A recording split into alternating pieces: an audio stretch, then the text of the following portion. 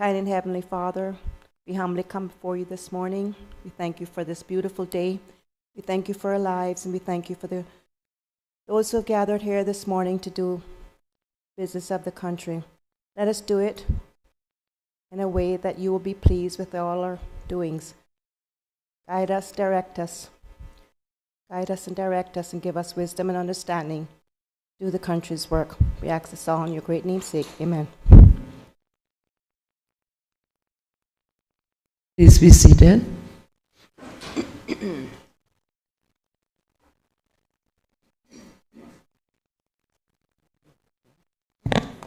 Thanks. Morning.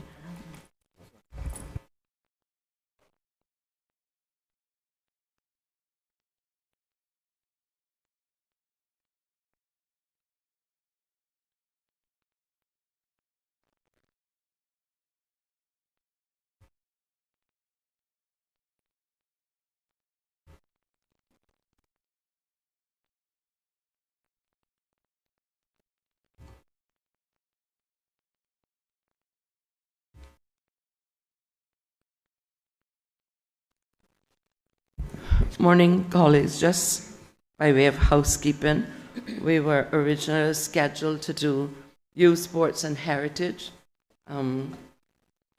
Instead, we would start with health and wellness.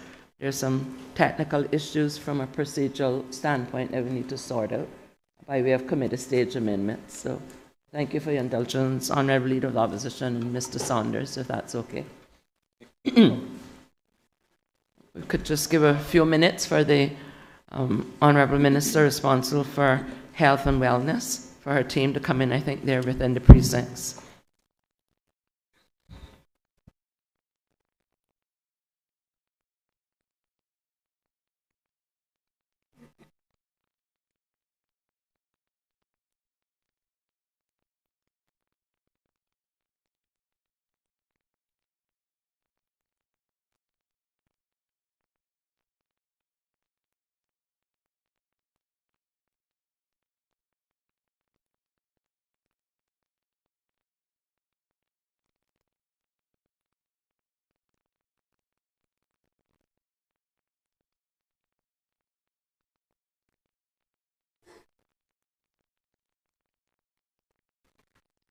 This ministry for members' information commences on page 30.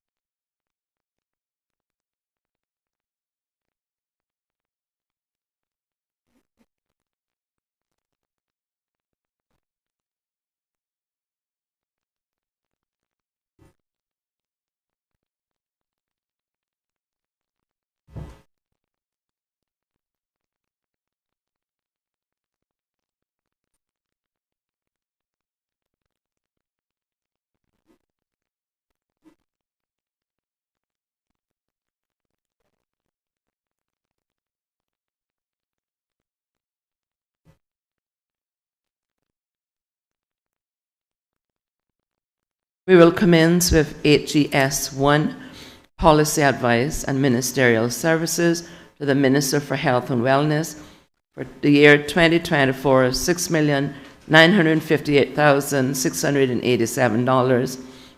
For the year 2025, $6,994,811. On page 244 for HES1. Are there any questions?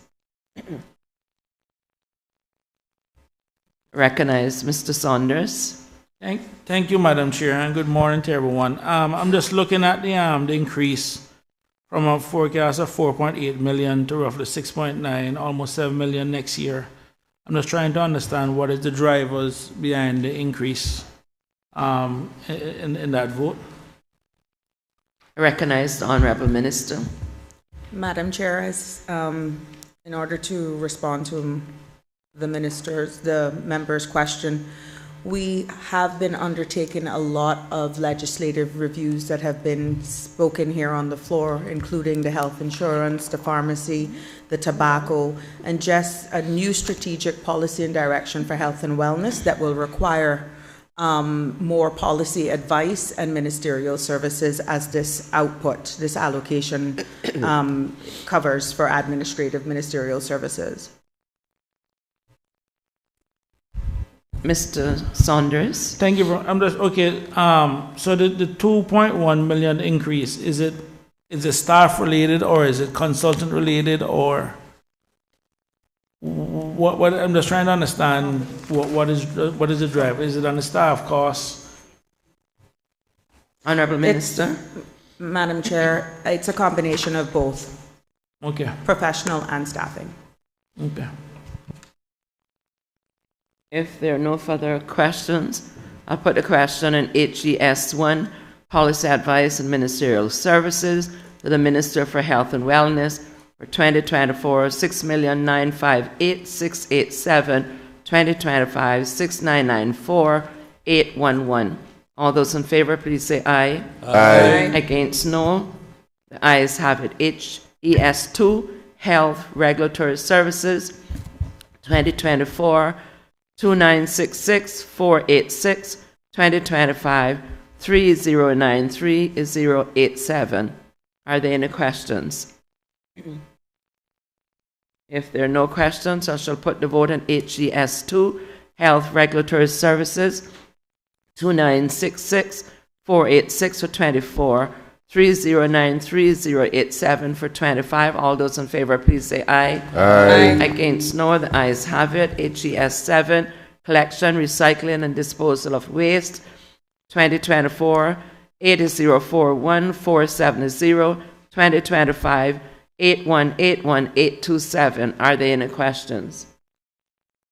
Recognize Honourable Leader of the Opposition. Thank you, Madam Chair. This seems to be the vote for the garbage. Can the Minister tell us if there is any recycling taking place at the landfill at this time? Honourable Minister.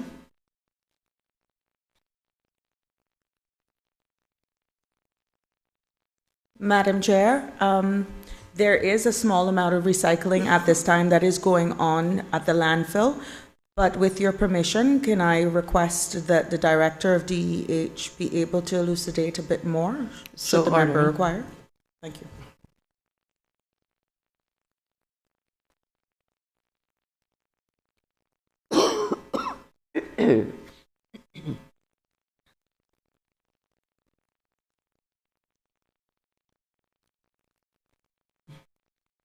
Morning, Mr. Sims. Please state your name and position for the benefit of Finance Committee. Thank you. Good morning. Name is Richard Sims. I'm the Director for the Department of Environmental Health. Through you, Madam Chair, to the member, yes, we have not stopped recycling. Recycling has been going on for many years and still ongoing at the landfill. We've been recycling plastic, cardboards, cans, metals.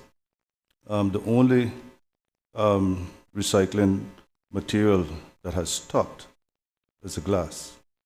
And the reason for that is the sole user or the person who was taking the glass for recycling had ceased to continue receiving the glass.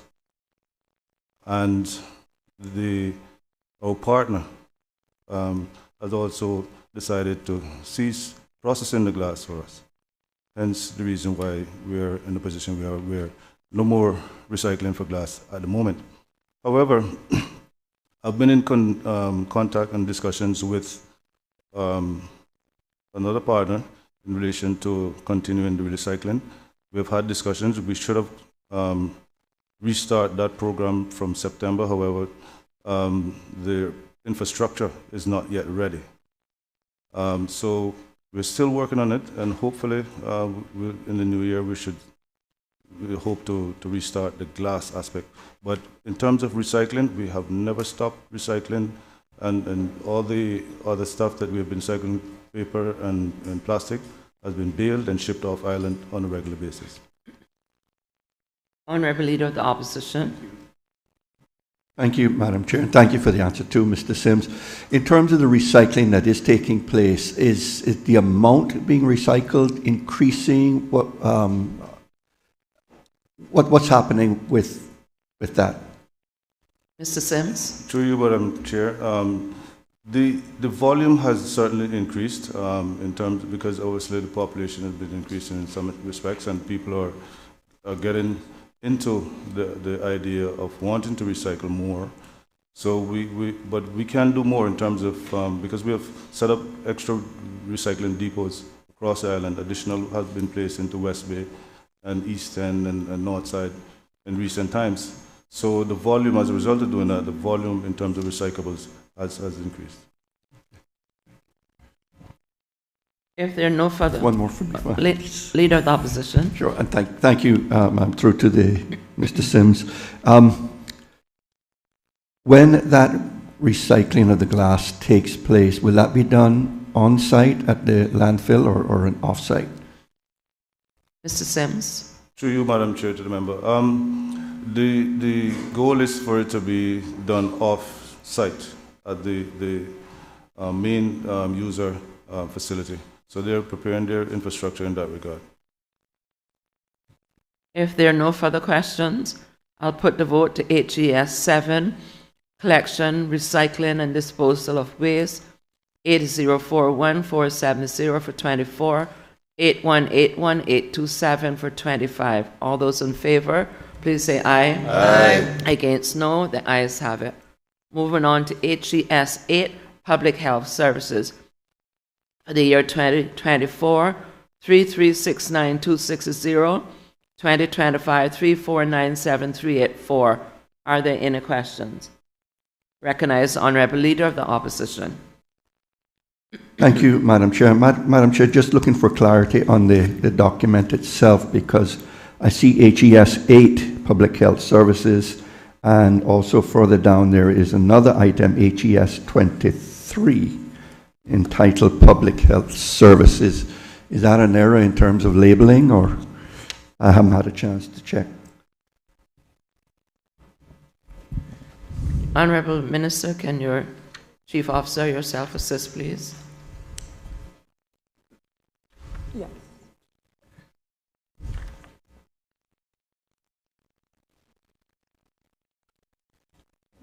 Madam Chair, just for clarity, this specific output, HES 8, is specifically for DEH, and the other, HES 23, is for public health services that includes the expanded programs, the child health care program, the adult vaccination programs, nutrition, and so forth, non-communicable diseases, etc. So this particular output, HES 8, is specifically for environmental health. Okay. Thank you, ma'am. Are there any questions? If not, I'll put the vote. HES 8, Public Health Services, as it relates to environmental health, 3369260 for 24, 3497384 for 25. All those in favour, please say aye. Aye. Against, no. The ayes have it.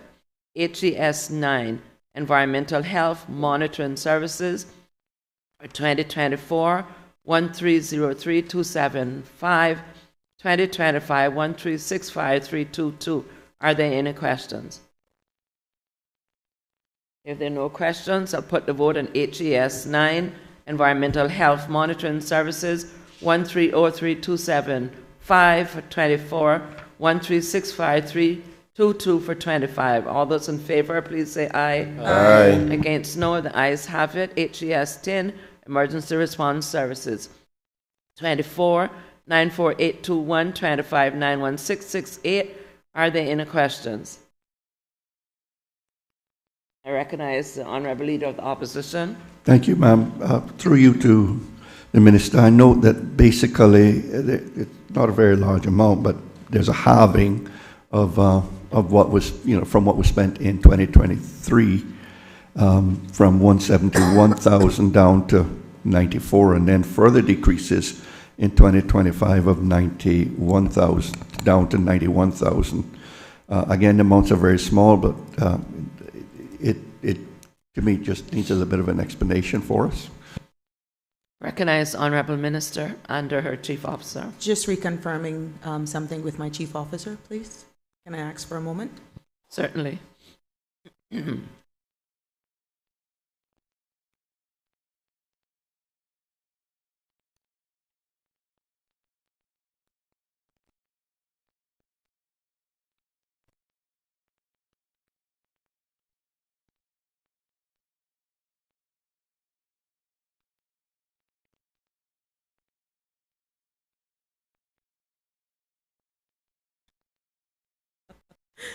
Madam Chair, I have been reliably informed that the reason for this decrease is for the level of training and awareness that has been brought on in the year, that we expect the risk to go down, so therefore not impacting not having a financial implication.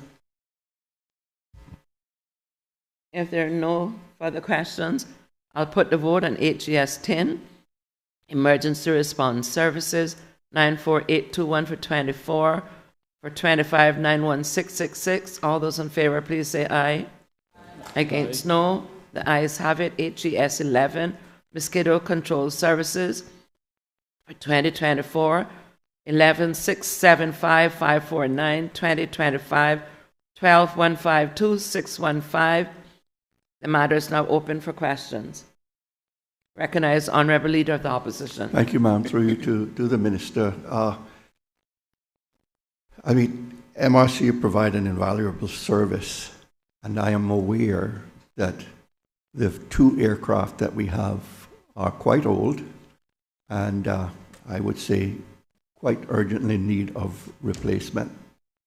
Can the Minister tell us what are the plans with regard to replacing those two aircraft, and maybe a bit of a timeline as to when that is likely to happen? Honourable Minister. Madam Chair, through you, I am pleased to state that under the capital part of the budget, there are provisions made for the replacement right now, because of course, financial implications, of one additional new plane at this time. And if the funds will allow it, we will explore those options to see where we can add another aircraft in, hopefully by the end of this cycle. But there are provisions made for the purchase of one single aircraft in this budget cycle. Are there any follow-ups? Recognize the Honourable Leader of the Opposition, then a member from Georgetown South. Okay. Thank you, ma'am. Through you to the Minister. Can the Minister tell us whether both planes are now operational, or is we still in a situation where only one plane is functioning? Recognize Honourable Minister. Thank you for that question. Madam Chair, through you, I have been reliably informed that both planes are in operation. Thank you, ma'am. Recognize Ms. Barbara Conley. Thank you, Madam Chair. This is about the dengue fever. Can the Minister say if the spray plane and the truck is still out spraying for dengue fever, and what chemicals is being used for that? Honourable Minister. Madam Chair, through you, I will state that once public health is aware that there are cases in clusters based on where these persons reside, that treatment both on the ground manually and by air and by trucks is done. I will actually ask for your permission to see if the director of MRCU could speak more on the type of chemical, or maybe the CMO, whichever one it best fits. But I know once we are aware that there's a positive household, that additional treatment is done both manually and aerial to limit the spread thereof. Permission granted. Thank you. Please state your name and position for the Finance Committee, sir.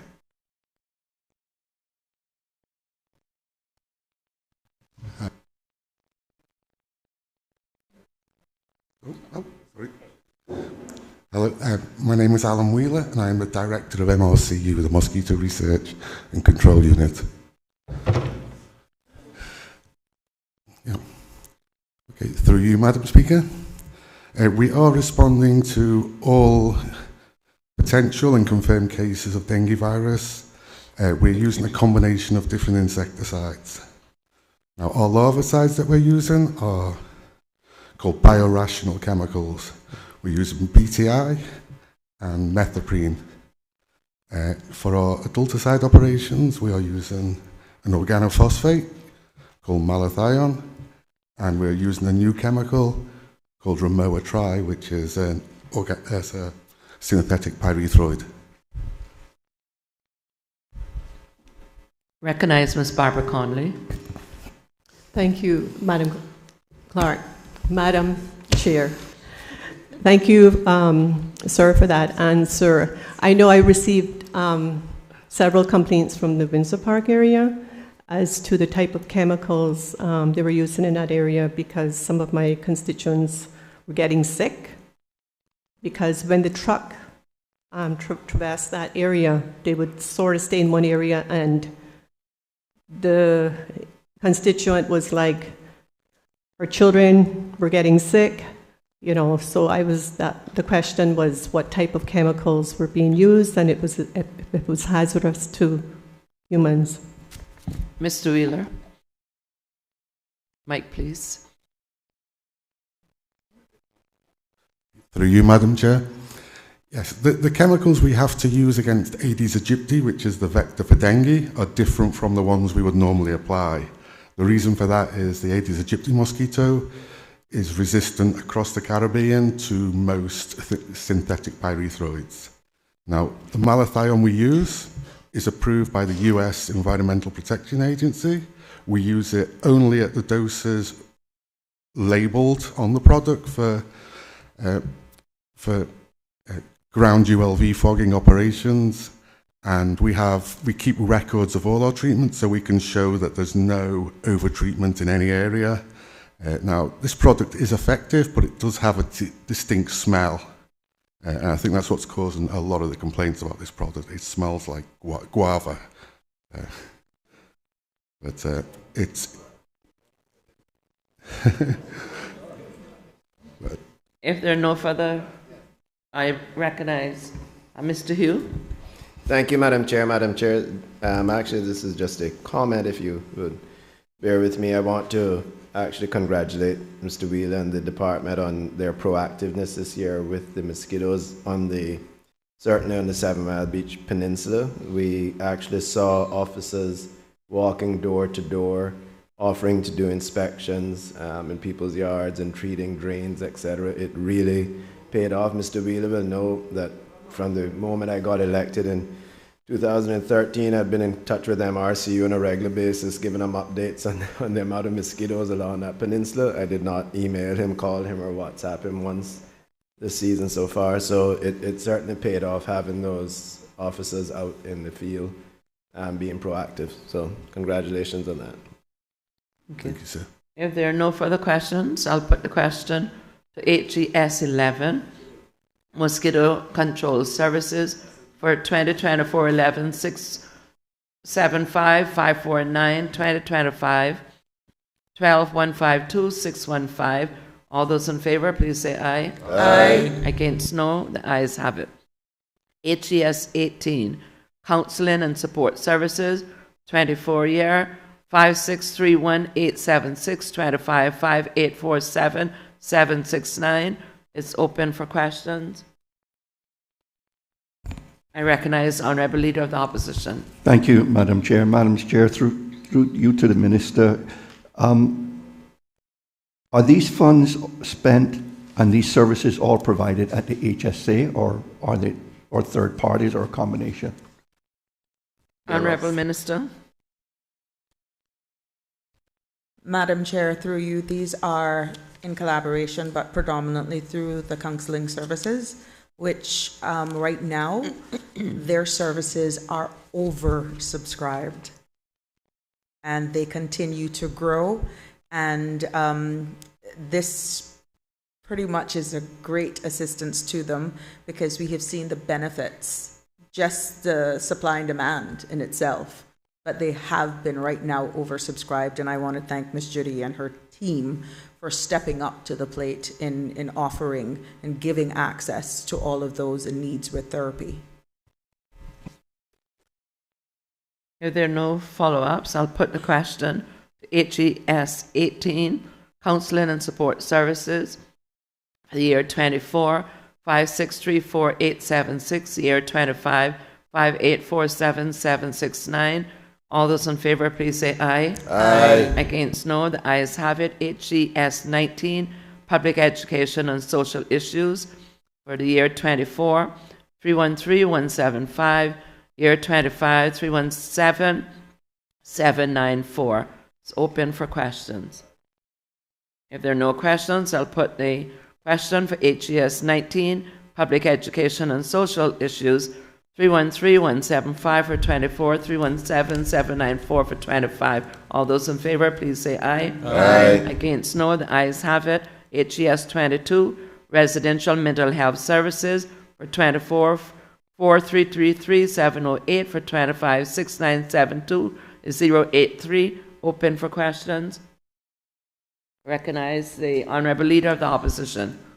Madam Chair, through you to the Minister, this is a new appropriation and looks to me like this is for the residential mental health facility. Can the Minister give us an update on the status of the facility, whether the Ministry has now taken possession of it and when it is expected to open? Honourable Minister. Madam Chair, through you. Last update that I have been reported on through my chief officer is that the project is still in the hands of Public Works, so officially it has not yet been passed on or handed over to the Ministry of Health and Wellness. We have been reliably informed that that is expected to happen in the first quarter of 2024. That's the handover. And then shortly thereafter, we will be more than happy to do a public PR on when it will be up and operational. Honourable Leader of the Opposition. Thank you, ma'am. Through you to the Minister. Minister, can you tell us, how the recruitment process is going right now? I know we've hired a CEO, I think I'm correct in saying. What about the rest of the staff that are going to make this thing work? Madam Chair, through Honourable you. Minister. That's correct. We have hired a director, but I will invite either my chief officer or the director herself, if she's here, to elucidate a bit more for the sake of the Parliament. Chief Officer Pucci. Nellie Pucci, Chief Officer for the Ministry of Health and Wellness. Madam Chair, through you, apologies for the Director, Ms. Marcia Mullings. She is currently on leave and not able to be here today. In terms of recruitment, since Ms. Mullings came on board in June of this year, we have made quite a lot of stride in terms of getting all of our job descriptions evaluated and some advertisements out for key positions. We have recruited an HR manager, a facilities manager, and we're now looking at clinical programming manager and various other ones that are currently out for recruiting.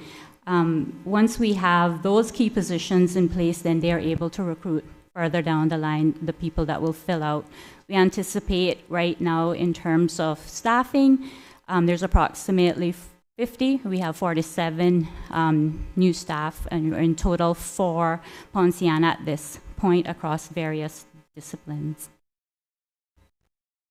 Honourable Leader of the Opposition, follow up. Just for clarity, did you say that, through you, ma'am, to Ms. Nellie, did you say you've recruited or you have the 47 staff identified or hired? Chief Officer Pucci. No, sir, not quite there yet, but the proposed staffing complement is currently 47 for the facility. Thank you. Yes, sir. If there are no further questions, I'll put HES 23 to the vote. Public Health Services, HE 22, Residential Mental Health Services, 4333,708 for 24, 6972,083 for 25. All those in favor, please say aye. Aye. Aye. All those against, no. The ayes have it. HGS 23, Public Health Services, 1005828 for 24, 1809430 for 25. It's open for questions.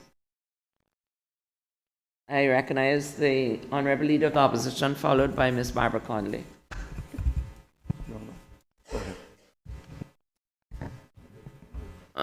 The Honourable Leader has given way to Ms. Barbara Conley, I so recognize. Thank you, Madam Chair. And I'm not sure if this is where I will ask this question, but you can correct me or guide me as to where I should. Madam Chair, through you to the Honourable Minister, can the Honourable Minister advise this committee why prescription medication can only be dispensed to people on a monthly basis as opposed to them going maybe every 3 months to fill their prescriptions? I know it's always been an inconvenience and for our elderly to have to go every month to have prescriptions filled. So I just need some clarity on that question. Can I recognize the Honourable Minister? Madam Chair, through you, it would more fall under the HSA outputs than this public health services, if you don't mind. But with your permission, I mean, we can answer it for the sake of those in here and for the viewing and listening audience. Does that mean you'll be answering it as Minister, or do you need assistance of HSA? Because if you do, we'll wait until we get to HSA. I will wait then for HSA in that case, because I would like HSA too. All right. Yeah. Ms. Conley, just refresh my memory when we get to HSA. If there are no other questions? Madam Chair, unless, I mean, the CMO is also here, he would be more than willing to opine on it as well. Ms. Conley? That could wrap it up. Okay. Yes? Please invite the CMO to state his CMO. name and position. Thank you. My name's Dr. Nick Gent, and I'm the Chief Medical Officer to the Cayman Islands Government.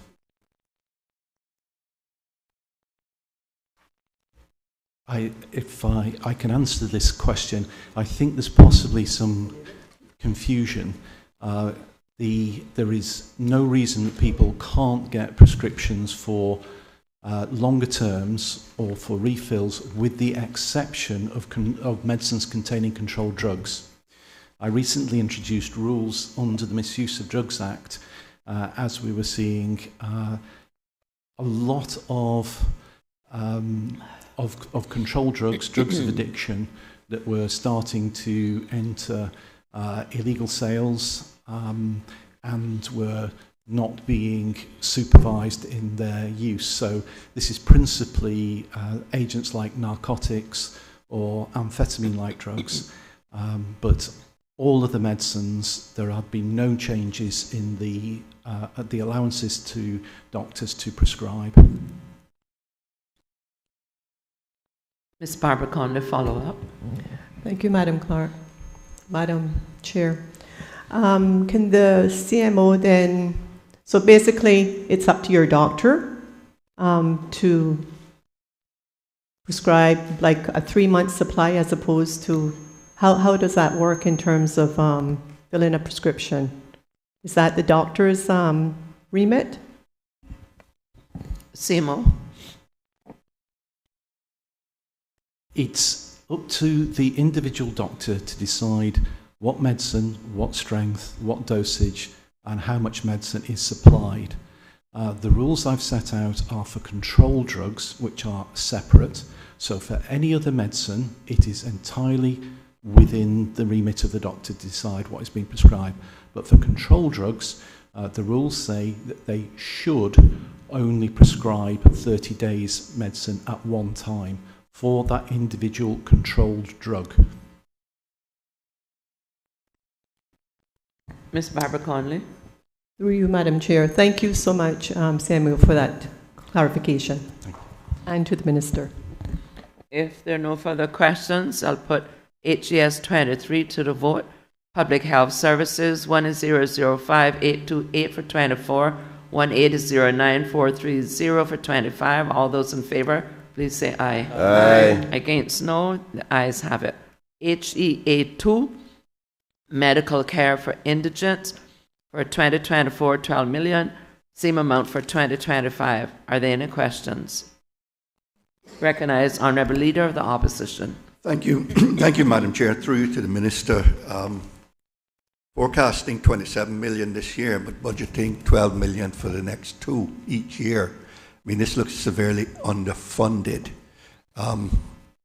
Can the Minister comment on what's why such a large decrease in the budget for this area? Because this is more than 50% reduction. No, Madam Chair. Honourable Minister for Tourism. My apologies, Madam Chair. Thank you for giving way. As per the forecast of 2022-2023, it was both 12 million for the last 2 years as well, Mr. Leader. I'm only looking at page... Honourable Leader of the Opposition. Thank you, ma'am. I'm looking at page 256 of the plan and estimates. 2023 12-month forecast, $27,067,600. And for 2024, the budget is $12 million, and 2025, $12 million. So it appears to me $27 million spent in 2023. Honourable Minister for Health and Wellness. Hint, hint. Thank you. I just thank you for that hint, and I'm wide awake.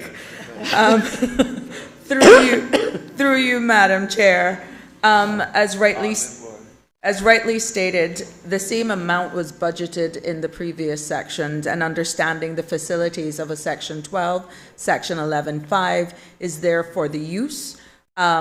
We have taken advantage of that, understanding that we do have an aging population. We are under a new strategic direction and putting the necessary guardrails up, trying to curtail this. But what positive impacts from seeing this actual number falling will not be immediately impacted in this budget cycle. But I'm asking for the support of this Honourable House and in this committee to trust the new strategic direction with the STEP survey and the results that are coming out that will impact both this output and another one that we will be discussing shortly or voting on shortly. I trust that nationally we will see these numbers going down because of the new vision and strategic direction that we are taking. Hope that satisfies the member. If there are no further questions, I'll put the vote on HEA 2, Medical Care for Indigents, 12 million for 24, the same amount for 25. All those in favour, please say aye. Aye. Against, no. The ayes have it. HEA 6, Medical Services in Cayman Brac and Little Cayman, 4161000, same amount for 25. It's open for questions. I recognize Mr. Cockernall. Thank you, Madam Chair. Madam Chair, through you to the Honourable Minister. First point I will make is that this is 12% more than the previous budget. Hats off. I'd like to know if the $4,161,000 is net of income. And what I mean by that is that when you go to the health services facilities into the BRAC and Little Cayman, you actually pay for that facility, whether it's you yourself or the insurance company. So the cost of providing this for the sister islands, is it the income that they make plus another $4 million, or is the $4 million inclusive? I'll recognize Honourable Minister under Chief Officer Pucci. Madam Chair, I will begin to answer the question, and then I will ask your permission for the CEO of HSA to address for further elucidation. This output, HEA 6, is an executive service that is additional funding provided, if so needed, paid for by my ministry. But directly to whether or not it's inclusive, I would seek permission from the chair for further explanation to be given by the CEO. Permission granted for Ms. Yearwood to assume the seat. Much obliged. Lizette Yearwood, Chief Executive Officer of the Health Services Authority. Through you, Madam Chair, this is in addition to revenues that are raised for this output. Mr. Cokerno. Through you, Madam Chair. Thank you very much for the answer. So is there an approximate amount? So you have 4 million plus the revenue that was taken in. Is it fair to say health services provided are $10 million? That's the cost? Can you estimate if it's not? Ms. Yearwood. Through you, Madam Chair, I would need to come back to the member with those numbers. I would appreciate that very much. Mr. Cokerno, continue. Thank you, Madam Chair. Madam Chair, in the description for this vote, it says emergency care, ambulance service. I would just like to know if this is where we would talk about capital projects in Cayman Brac, especially emergency room capital investment, or is there another vote which I don't actually see here? Ms. Yearwood. Madam Chair, the capital vote would be under the Health Services Authority. It wouldn't be through an output. Thank you. Through you, Madam Chair. Thank you very much. If there are no further questions, I'll put the vote for HGA 6 medical services in Cayman Brac and Little Cayman. 4161 is 000 for 2024. 4161 is 000 for 2025. All those in favor, please say aye. Aye. Against, no. The ayes have it. HGA 10 ambulance services. 3716 is 000 for 2024. 3716 is 000 for 2025. Are there any questions? Recognize Honourable Leader of the Opposition. Thank you, Madam Chair. Through you to the Minister, can you tell us how many ambulances do we actually have in service today? Madam Minister.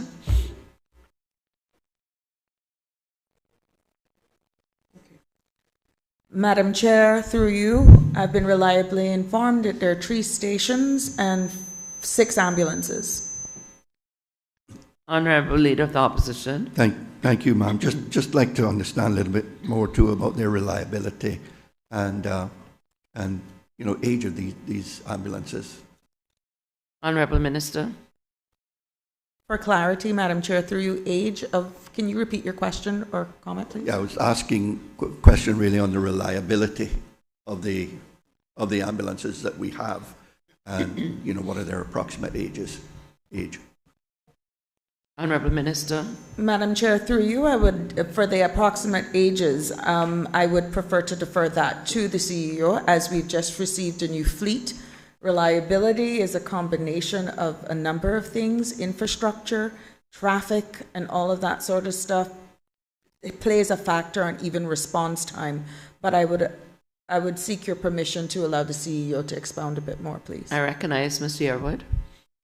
Through you, Madam Chair, we are very fortunate to have a new fleet. As Minister has said, we have 6 ambulances, and because we have 3 in operation at all times, the additional 3 allows us to have downtime in order to ensure that we have regular servicing for the vehicles. So we are very, very happy to have a reliable fleet right now. Does that 3 include Sister Islands? Yes, ma'am. No further questions from me. If there are no further questions, I'll put HGA 10 ambulance services 3716 000 for 24, 3716 000 for 25. All those in favour, please say aye. Aye. Against, no. The ayes have it. HGA 11 services for district health clinics 3576 000 for 24, 3576 000 for 25. Are there any questions? If not, I'll put the question. HGA 11 services at district health clinics 3576 000 for 24, 3576 000 for 25.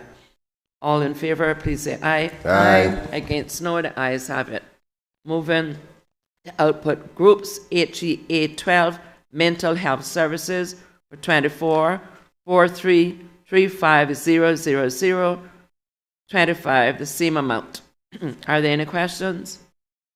If not, I'll put the vote for HEA 12 mental health services 4335,000 for 24,4335,000 for 25. All those in favor, please say aye. Aye. Against, no. HEA 16 geriatric services 4 million for 24, 4 million for 25. Any questions? If no questions, I'll put the vote for 8. Thank you, Leader of Opposition. Keep going. Thank you. Sure. Nice. Thank you. HEA 16, HEA 17, HEA 18. Sorry, HEA 16, 17, and 18 being geriatric services, medical care beyond insurance coverage and limited. HEA 18, school health services, the amounts respectively. Did you say 19 too, sir? Try in. 19 as well. Okay. Never know until you ask. HEA 19, HEA 20. Okay, HEA 16 is 4 million for 24, 4 million for 25. All those in favor? Aye. Against, no. The ayes have it. HEA 17, medical care beyond insurance coverage, uninsured, 2 million for 24 and 2 million for 25. All those in favor? Aye. Against, no. The ayes have it. HEA 18, school health services, 2.5 million for 24, 2.5 million for 25. All those in favor? Aye. All those against? Ayes have it. HEA 19, medical care for chronic ailments, 1353255 for 24, 1359255 for 25. All those in favor, please say aye. Aye. Against, no. The ayes have it. HEA 20, public health programs, investigations, and treatments, 2.5 million for 24, 2.5 million for 25. All those in favor, say aye. Aye. Against, no. The ayes have it. Madam Chair, Recognize Mr. McKeever Bush. can we suggest that we might take the balance in a block vote?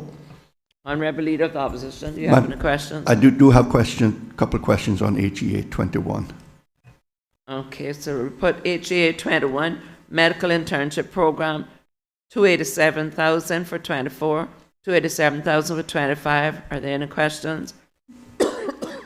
One from me, Honorable Madam Leader of Chair. Opposition.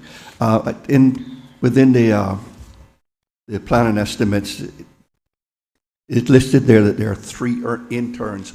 Are these persons currently in post? Honorable Leader, Honorable Minister.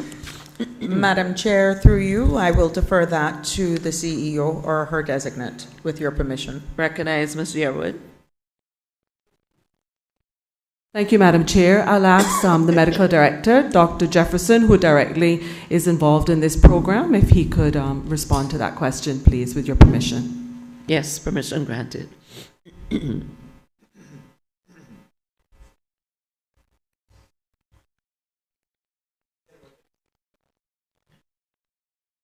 Delroy Jefferson, Medical Director, Cayman Health Services Authority. Through you, Madam Chair, could I have the question again? Honorable Leader of the Opposition, would you so oblige? Thank you, ma'am. I see that the provision is here for 3 interns. I was asking whether these persons or these positions are currently filled, and we do have 3 interns working with the authority at this time. Through you, Madam Chair, yes, we do. I noticed it said 3 interns. In fact, we use the output to provide more than 3 interns. 3 interns in Cayman and usually up to 3 elsewhere. So the way the internship program works, it's a 2-year program. 1 year spent in Cayman. We think we ought to have the local Caymanians exposed to a wider cross-section of patients and a wider cross-section of pathologies. So we have them spend 1 year in Cayman and 1 year elsewhere. And that elsewhere could be Barbados, Trinidad, Jamaica, wherever we think they will get a good exposure to a large cross-section of pathologies. So it's 3 in Cayman usually and 3 in another place. So it's really 6 as opposed to the 3 that's there. Currently, yes, we do have, in Cayman now, we have 4 here on island. Honourable Leader of the Opposition, do you have a follow-up? No, ma'am, that's good. If Mr. Saunders, did you have? If there are no further questions, we'll put the vote to HEA 21, Medical Internship Program, 287000 for 24, 287000 for 25. All those in favour, please say aye. Aye. Against, no. The ayes have it. HEA 23, provision of entry. Madam Chair. Entry. Sorry, Madam Chair. Mr. Bush, sorry, I didn't catch that. Yes, the opposition indicated they wanted questions on that last one, and I had moved for a block vote on the balance. Sorry, Mr. Bush, could you repeat that for me, I please? said I had moved for a block vote, then the opposition spoke on the last one, but on the balance, unless the opposition wants Honourable Leader some of the questions that Opposition, they already know, but anyway. do you have questions? on- Madam Chair, go ahead and put HEA 23, 24, 25, 26 to the vote. Thank you. HEA 23, provision of, and I may not get this said right, Minister, antiretroviral 492000, 49200 for 0 for 24 and 25. HEA 24, provision of psychological trauma diagnosis and treatment for children, 208,000 for 24, 208,000 for 25. HEA 25, management and maintenance of cancer registry, 136,000 for 24, 136,000 for 25. HEA 26, adolescents mental health hub, 1.2 million for 24 and 1.2 million for 25. All those in favor, please say Do aye. 27 too. All those in favor, please say aye. Aye. Against, no. The ayes have it. HEA 27, provision of Molecular biology. Sorry, it's not the best day Molecular for biology pronunciations. testing. Biology testing services. Beg your pardon. 2 million for 24, 2 million for 2025. All those in favor, please say aye. Aye. Turn. Do 28. HEA 26, expanded, HEA 28, expanded capacity for inpatient mental health and community health services, 1.5 for 2024, 1.5 for 2025. All those in favor, please say aye. Aye. Against, no. The ayes have it. And you can go ahead and do NDC 1, NGS 4, and NGS 4, and 53, NGS 53. Thank you. NDC 1, policy prevention and education, research and information dissemination and evaluation, 862441 for 24, 862441 for 25, NGS 4, HIV, AIDS and first aid public education programs, 39,325 for 24, 39,325 for 25. NGS 53, palliative care nursing, 100,158 for 24, 100,158 for 25. All those in favor, please say aye. Aye. Against, no. The ayes have it. NGS 55. I'm sure there are questions. Honourable Leader of Opposition. Yes, ma'am. The perennial NGS 55. Through you to the Minister. well, I mean, looking at the numbers here, I know the challenges every year with regard to, and every budget period with regard to NGS 55, and I see here the projected spend for 2023 is some 52, almost $52.5 million. And, you know, we're budgeting 18.6 million in 2024 and 14.4 million. I would have expected that to go up rather than down in terms of 2025. But from a practical standpoint, Madam Chair, I'm just wondering if the HSA and if government is making full use of the available resources and specialties available on island before actually sending people off island to Florida, which is, for all intents and purposes, the most expensive jurisdiction. Honorable Minister.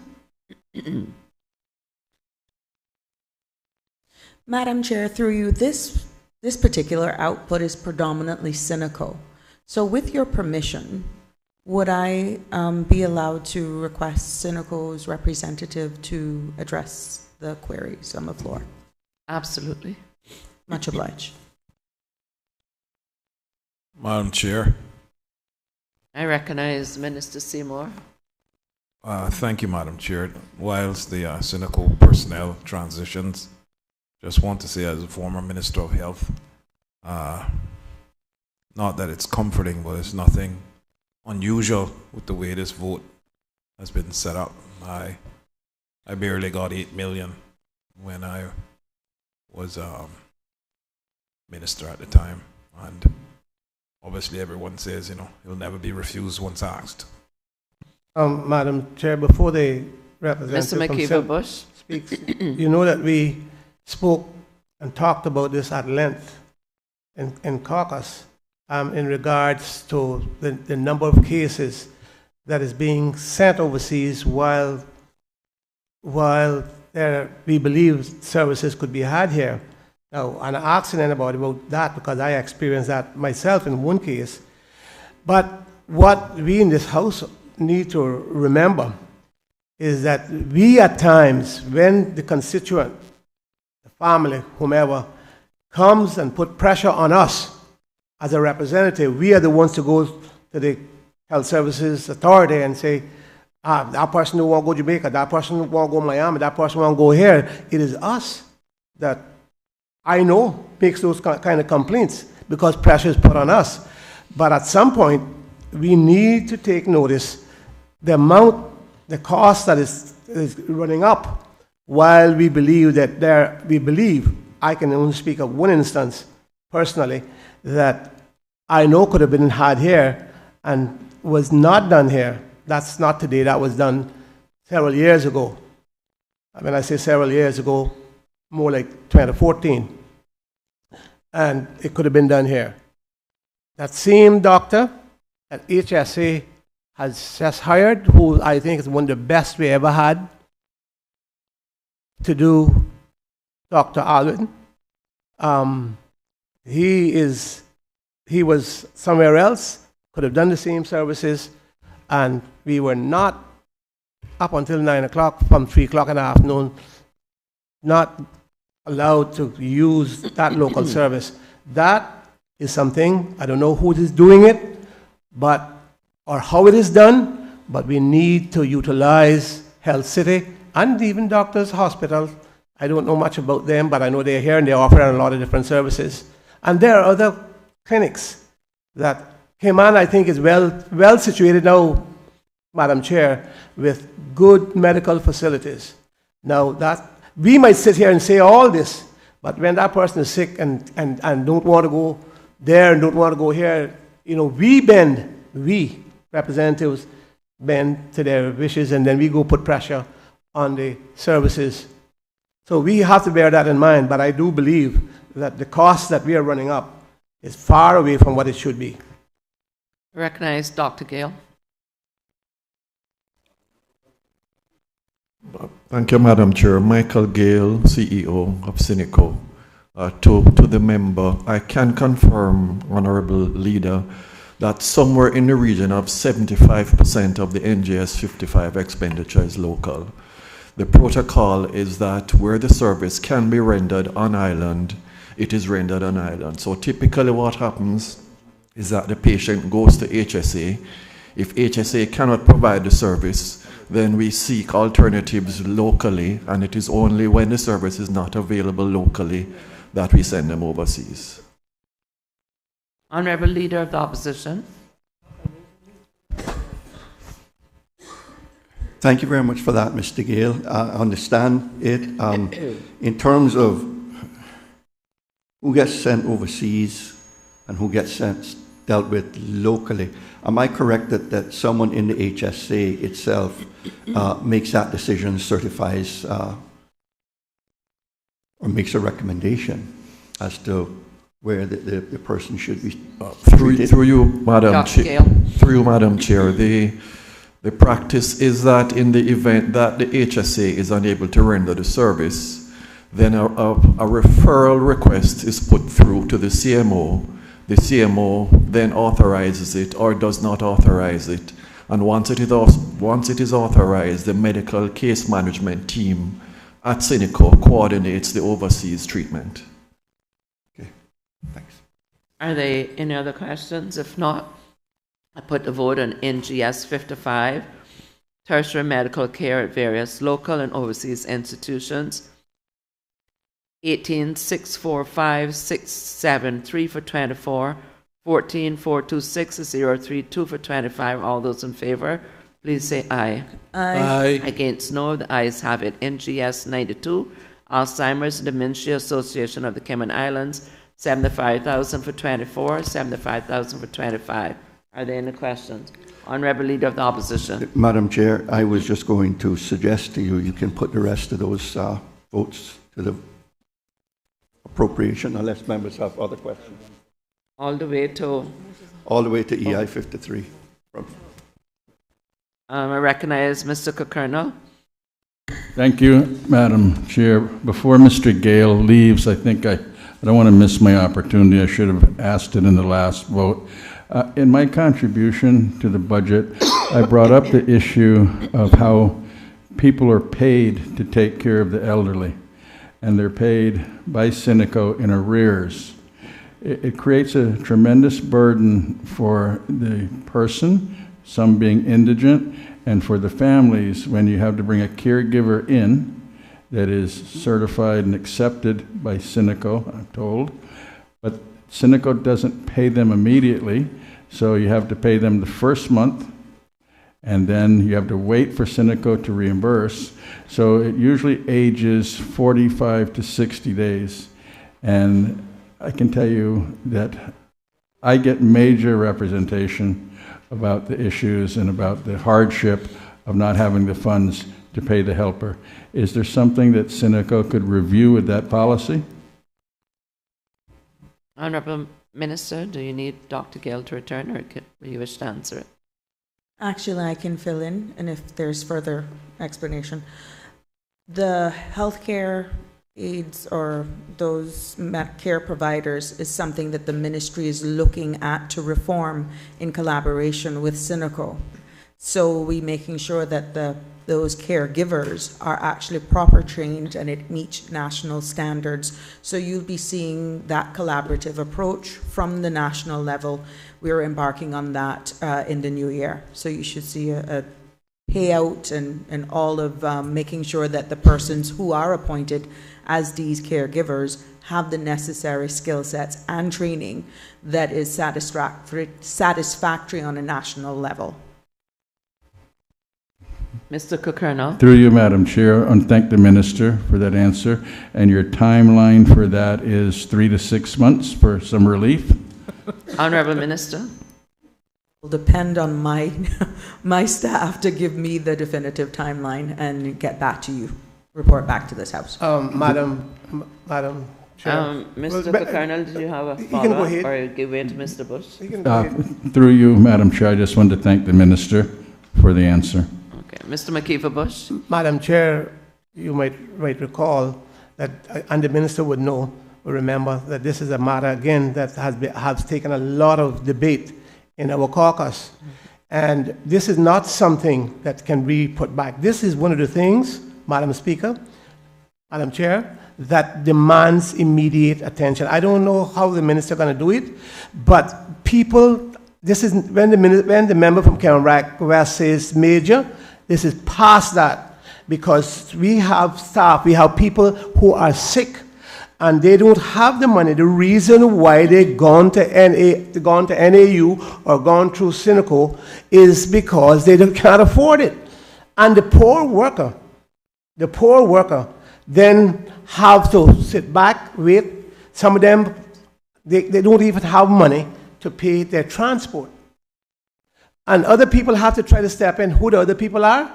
Who the other people are? Us members here, they come into us because they all believe that all the members, they get paid plenty. They get paid plenty, so we can go hit them up and they got to pay because we vote for them. Listen, this is not something to be put back. And I'm saying with all the technical ability that we have in this country today, this is not 1985 when I first came here. Even then you got things better because it wasn't as much bureaucracy. Now we loaded down with it. And we can't get nothing done. One of my pet peeves. You can't get nothing done unless you go leave West Bay to go Bosun Bay to borrow a bicycle to go up in the Sound. That's how bad it is. And many in this house would not understand that. But that's how bad it is. We need this fixed and an immediate situation because this is ongoing every day. We can't wait 3 months. We can't wait 6 months. So please, let's try to get this done. We have technical ability and put something else down that don't demand what this is demanding. We have people sick and people attending to them. So you think those people that need to get paid can wait 4 and 6 weeks to get the balance of their money? Because what's happening is that some of the people take their NAU money and pay. That's how this is happening. Then they come to us for the balance. This is not, $50. This is $600-700 at times. So we got to find a situation to this, Madam Chair. And I'm saying to you as Minister of Finance, you got some discretion in your law. I would fix the situation immediately. The urgency of the matter has been noted. I would invite the Honourable Minister to ask for the item to be put on the 8th of January caucus for discussion and for a way forward. My pleasure.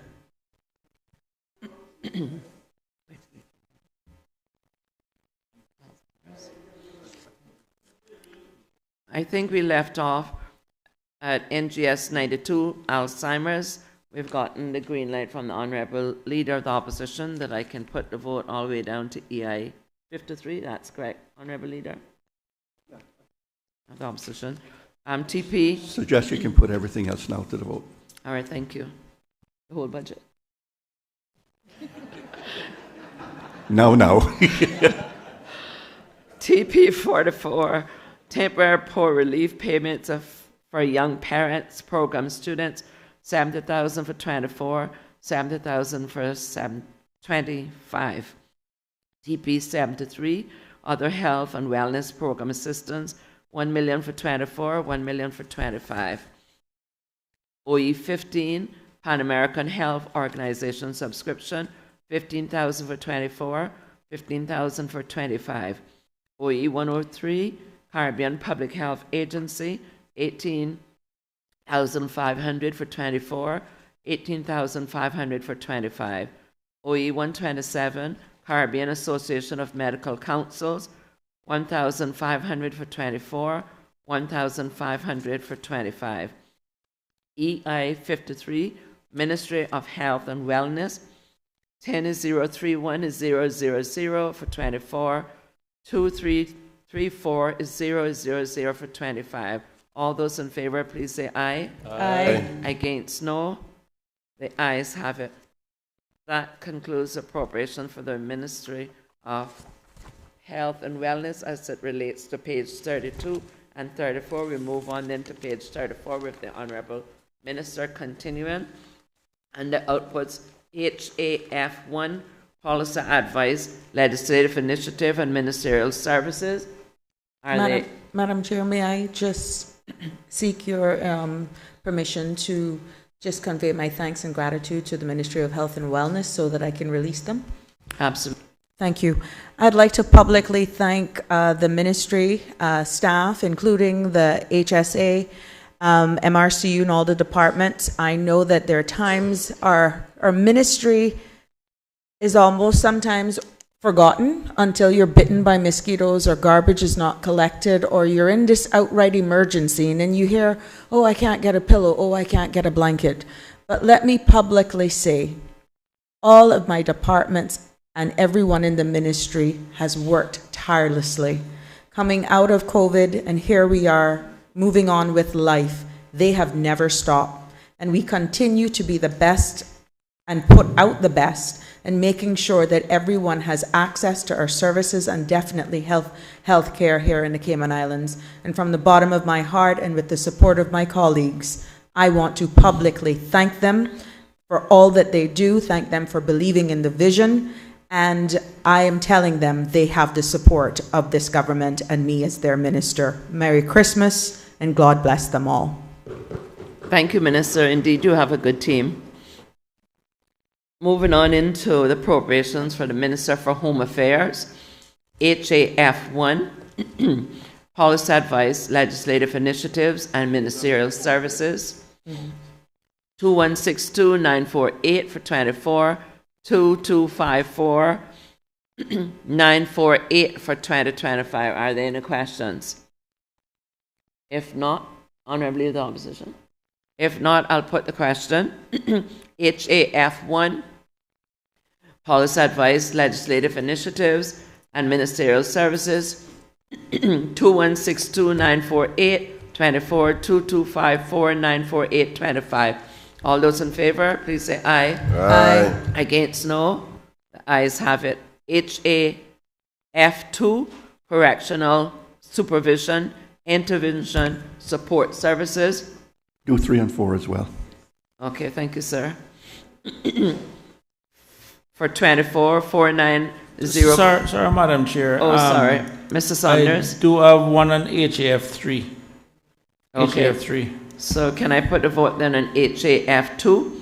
Yeah. Correctional Supervision, Intervention, and Support Services, 4904, 322 for 24, 4955, 322 for 25. All those in favor, please say aye. Aye. Against, no. The ayes have it. HAF3, Prison Custodial Services, 23097, 669 for 24, 23097, 669 for 25. I recognize Mrs. Saunders. Thank you, Madam Chair. Through you, Madam Chair, to the Honorable Minister. Exactly, what is the average prison population at Norwood right now? Honorable Minister.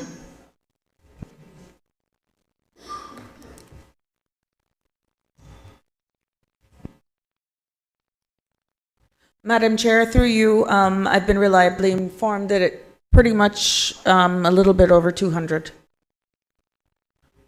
Thank you very much, Mr. Saunders. Thank you very much, Honorable Minister. Madam Chair, through you, the reason why I asked that question is that just looking at the compendium of statistics, I noticed back in 2018, the average daily prison population was 242, and for 2019 it was 237 in terms of the average daily population. And as per the budget documents, we're basically, it was 207 is the forecast for 2023, but then the range is basically 210 to 240. But the question I want to ask is, looking back at the historical cost of the prison, is that I would expect, I mean, there's a certain amount of cost that would be fixed, and there's a certain amount of cost that would be variable based on the number of prisoners that we would have incarcerated at any one point. But what I've noticed is that the cost for 2024 and 2025, even though there are basically less prisoners, it seems as if though the cost seems to be not moving in terms of the tandem. So I'm just trying to understand in terms of what percentage of the prison cost is pretty much fixed versus, and I'm just looking for a ballpark versus what percentage would be variable based on the number of prisoners. But it's a number I would like to see going down as opposed to basically going up. Honorable Minister.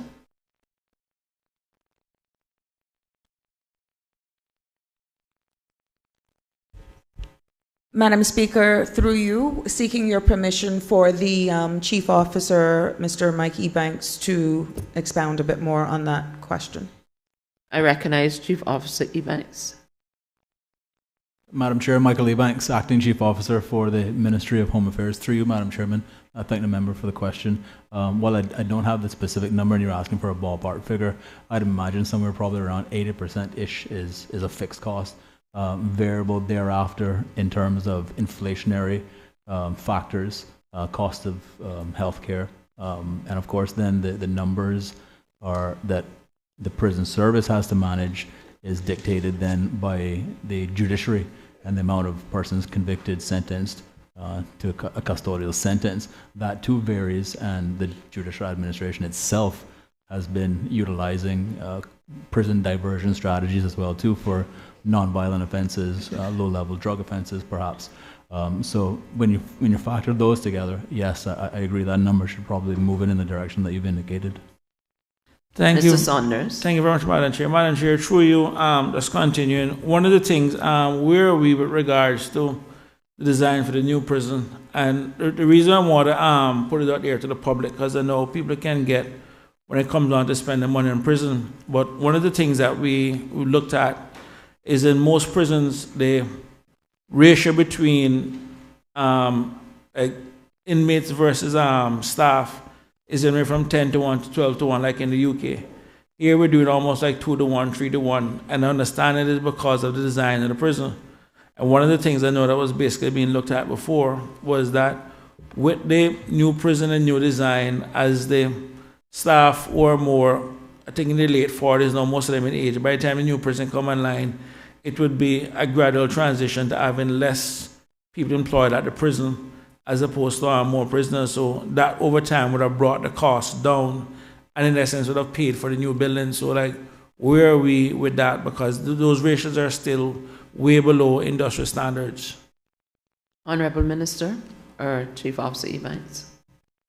Madam Chair, I am aware that there is a strategic outline business case that is final, and there are funds in this budget cycle for draft and plans for the new build. Mr. Saunders? Yeah, the other questions I have, Madam Chair, I'll just include them in the list of stuff that I said I will send to you afterwards. All right. In the interest of time. Thank you. Can I put a question? Mr. Hugh? Sorry, Madam Chair. Yes, okay. To the Minister or the Chief Officer, following on Mr. Saunders' remarks and questions, do we know, and perhaps you may not have the information, but do we know how many of our prisoners that are housed at Northward should be in a lower security facility, or perhaps even out on electronic monitoring? Honorable Minister. Through you, Madam Chair, I'll defer that question to my Chief Officer. Chief Officer Ebanks. Madam Chairman, the prison service houses the prison population based on categorization of risk. That is dictated firstly by their criminal offense, the sentencing by the court, and is thereafter managed on a risk-based assessment process throughout the duration of the period of time which they're inside of prison. That category may rise or may fall depending on their conduct and the intervention services that they receive whilst in custody.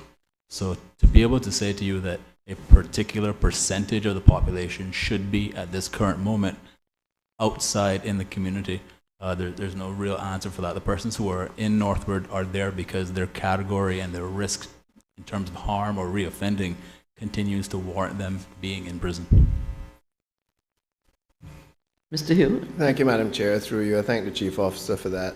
I guess I was trying to, understanding that we have a capacity issue at the prison, and the design being perhaps not as up to date or as useful, then I do believe that there are persons in there for vehicular manslaughter and things of that nature. If we had, let me put it to you this way, if we had a lower security facility, is there a percentage of, and like I said, you probably would not have that, but there probably is a percentage of prisoners at Northward covering all 3 levels of security that could be in a much lower security place, facility, or could possibly be out on electronic monitoring.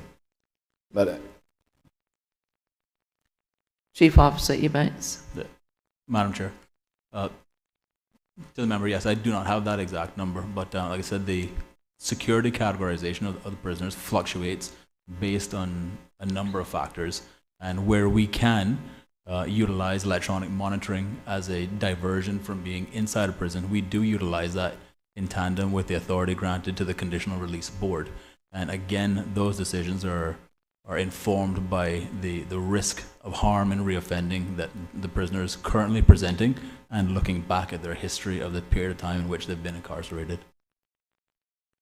If there are no further questions, I'll put HAF3, Prison Custodial Services, 23 is 097669 for 24, 23 is 07669 for 25. All those in favor, please say aye. Aye. Against, no. The ayes have it. HAF4, Public Safety, Electronic Monitoring and Incident Responses, 58 is 07556 for 24, 5996220 for 25. Are there any questions? If not, I'll put a question to HAF4, Public Safety, Electronic Monitoring and Incident Responses, 5807556 for 24, 5996220 for 25. All those in favor, please say aye. Aye. Against, no. The ayes have it. HAF5, Domestic and Aerodrome Fire Services. I recognize the Honourable Leader of the Opposition. Thank you, Madam Chair. Madam Chair, through you to the Minister. Can she tell us whether the fire service is now up just to full complement? Particularly, I know there's 2 segments, domestic and aerodrome, as well, what the current situation is with vacancies. Honourable Minister. Madam Chair, through you, I am pleased to say yes, they all are. Mr. Cook-Colonel is recognized. Thank you, Madam Chair. Madam Chair, through you to the Honourable Minister. There is a new recruiting class that's just coming online. I think it was 10 from Cayman Brac. The hardship that they encountered was that there's no compensation when they come for training in Grand Cayman, leave their home in Cayman Brac, food, housing, transport. I was told when I asked that there was no provision for this in the budget. There's now another recruiting class that's going to be coming online. So with my confidence in the Minister, I just bring it to her attention and ask if she could look into it, and if there's anything that can possibly be done for the ones that are just coming out and starting to work. Thank you. Thank you, Honourable Minister. I think that's an easy fix, because when they go from Cayman to the Brac, they get it. And we are a government of equal parity and level playing field. I turn it over to you. Madam Chair, through you, and let me publicly apologize. When this became apparent and was brought to my attention as the Minister and to the attention of the Chief Officer, it was immediately addressed, and I was assured it should never have happened, and it will never happen again. Under your watch. That's right, under my watch. Thank you. If there are no further questions, I'll put HAF5, Domestic and Aerodrome Fire Services, 17831-296 for 24, 18181-296 for 25. All those in favor, please say aye. Aye. Against, no. The ayes have it. Madam Chair. I recognize Honourable Leader of the Opposition. Thank you, ma'am. Just briefly, as far as I'm concerned, you can put the rest to... Actually, no, I got a question on regiment. Sorry, Mr. Leader. Fair After enough. that, you can put the rest to vote after this question on the regiment. All right, thank you both. HAF6 Regiment Services, 2167868 for 24, 2167868 for 27. I recognize Mr. Saunders. Thank you, Madam Chair. Through you, For Madam. 25, I beg your pardon. Yep. Thank you, Madam Chair. Through you, Madam Chair, to the Honourable Minister. Exactly how many people full-time we have now in the regiment services? Honourable Minister. That is as in staff and not the reservist. I'm seeking clarification. Yeah, I'm just trying to understand what's the driver behind the almost 2.2 million in costs. I mean, on an annual basis. Madam Honourable Chair, Minister. through you, can I defer that to my chief officer as he predominantly oversees staffing? Chief Officer Ebanks. Madam Chair, thank you, sir. The regiment currently has 12 full-time staff members, 73 volunteer reservists. And the volunteer Mr. reservists... Saunders. Thank you, Madam Chair.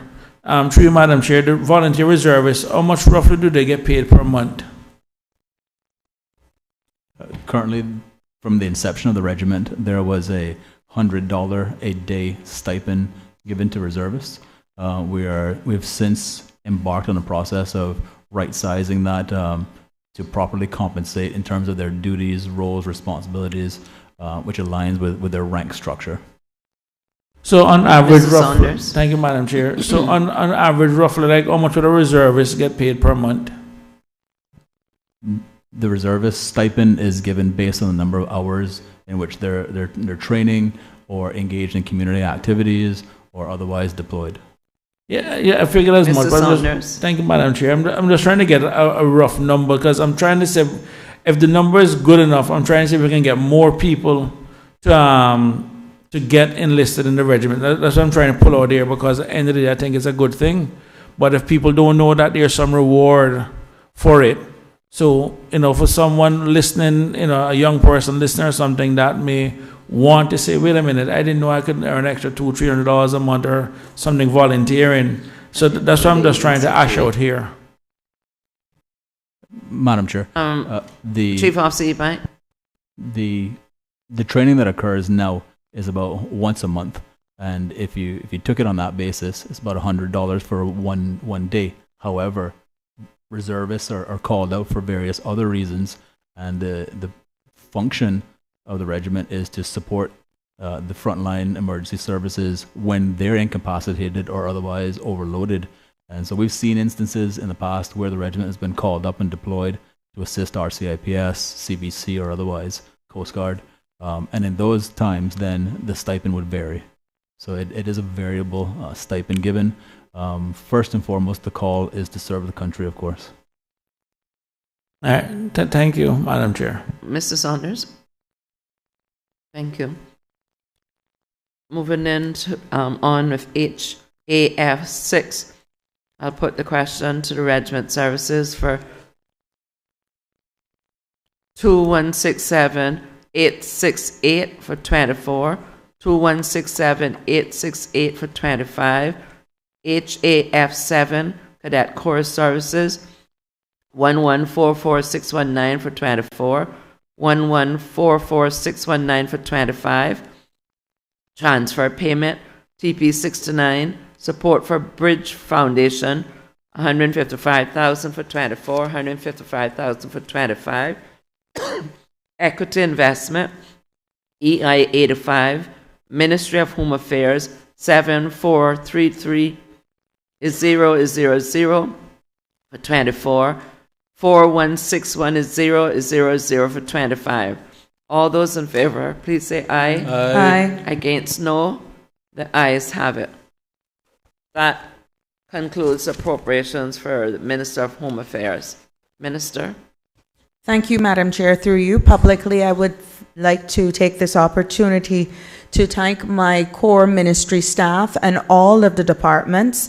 The uniform service is sometimes overlooked, but they are the first to respond in any natural disaster.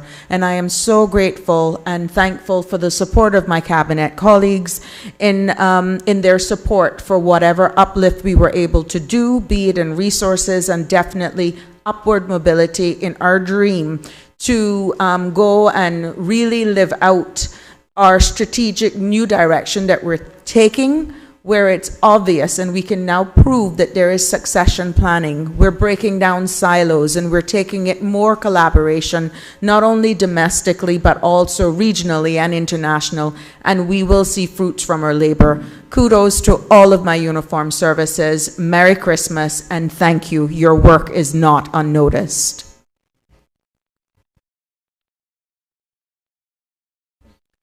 Thank you. We'll move on now to the Ministry of Youth, Sports and Heritage.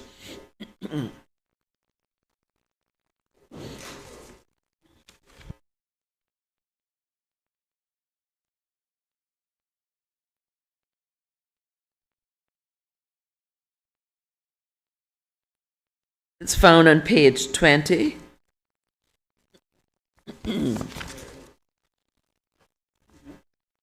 Give a minute for the Minister's team to transition.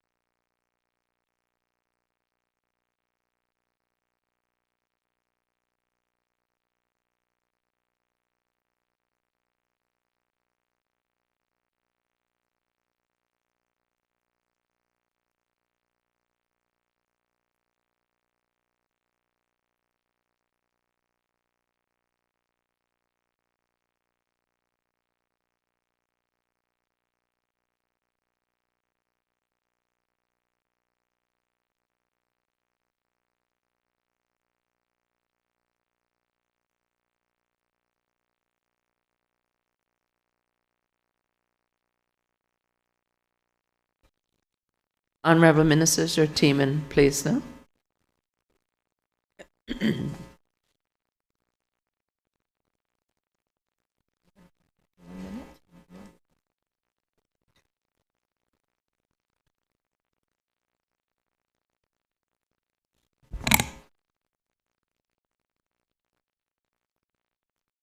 Appropriations to the Minister for Youth, Sports and Heritage. YSC1, advice and support to the Minister of Youth, Sports and Heritage. 2738508 for 24. 2759974 for 25. Are there any questions? If there are no questions, I put to the vote YSC1, advice and policy to the Minister of Youth, Sports and Heritage.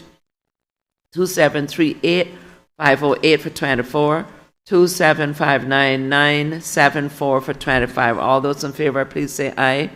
Aye. Against, no. The ayes have it. YSC3, Sports Services. 484827 for 24. 4878176 for 25. Are there any questions? If not, I put the vote for YSC3, Sports Services. 4848247 for 24. 4878176 for 25. All those in favor, please say aye. Aye. Aye. Against, no. The ayes have it. YSC 4, Youth Services, 1300899 for 24, 1336097 for 25. Any questions? I recognize the Honourable Leader of the Opposition. Just one question from me, I believe, Madam Chair, through to the Minister. I just noticed that this is quite a substantial increase from the 2023 spend, moving from 700,000 to 1.3, so 600, almost 100% increase. Any explanation? Recognize the Honourable Minister. Thank you. Through you, Madam Chair, just while I consult my Chief Officer.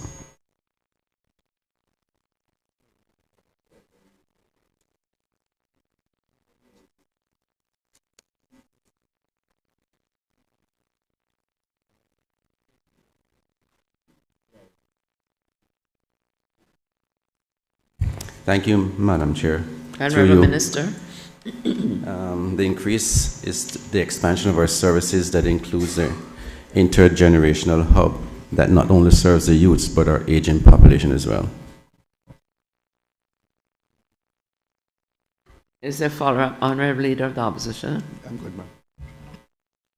If there are no other questions, I'll put the vote for YSC 4, Youth Services, 1300899 for 24, 1336097 for 25. All those in favour, please say aye.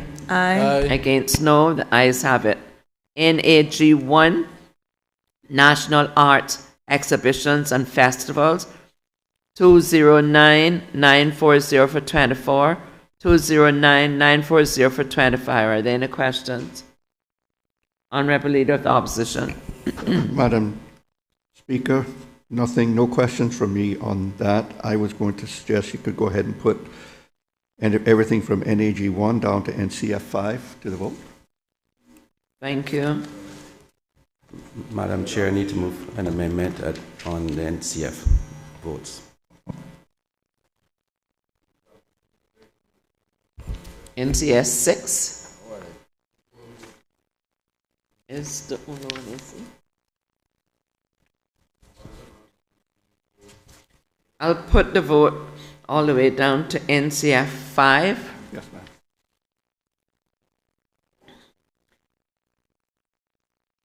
ma'am. NAG 1, National Arts Exhibition and Festivals, 209940 for 2024, 209940 for 2025. All those in favour, please say aye. Aye. Against, no. The ayes have it. NG A2, National Arts Collection, 120620 for 24, 120620 for 25. NGA. NAG 3, Art, Education, Outreach and Training, 177760 for 24, 177760 for 25. NAG 4, Art Information Facilities, Promotion, Scholarship and Publication, 241680 for 24, 241680 for 25. NCF 1, Arts and Culture, Preservation, Documentation and Promotion, 108873 for 24, 108873 for 25. NCF 2, Cultural Festivals, International Cultural Presentations and Local Cultural Partnerships, 383468. Beg your pardon, for 24, 383468 for 25. NCF 3, Management of Operations and Maintenance of FJ Harquail Cultural Centre, 395320 for 24, 395320 for 25.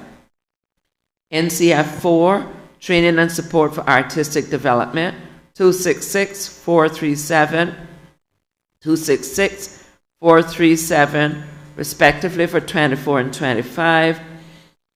NCF 5, Youth Art Program, 6152 for 24, 6152 for 25. 5. All those in favor? Madam Chair, before you take the vote, Honorable Minister? this NCF vote, NCF 1, 2, 3, 4, and 5, we're moving an amendment to move those to the... Okay, all right. Chair. There's NCF 6.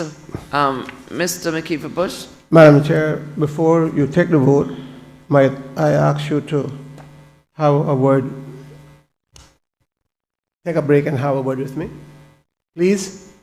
On one of these votes? On 1, 2, 3.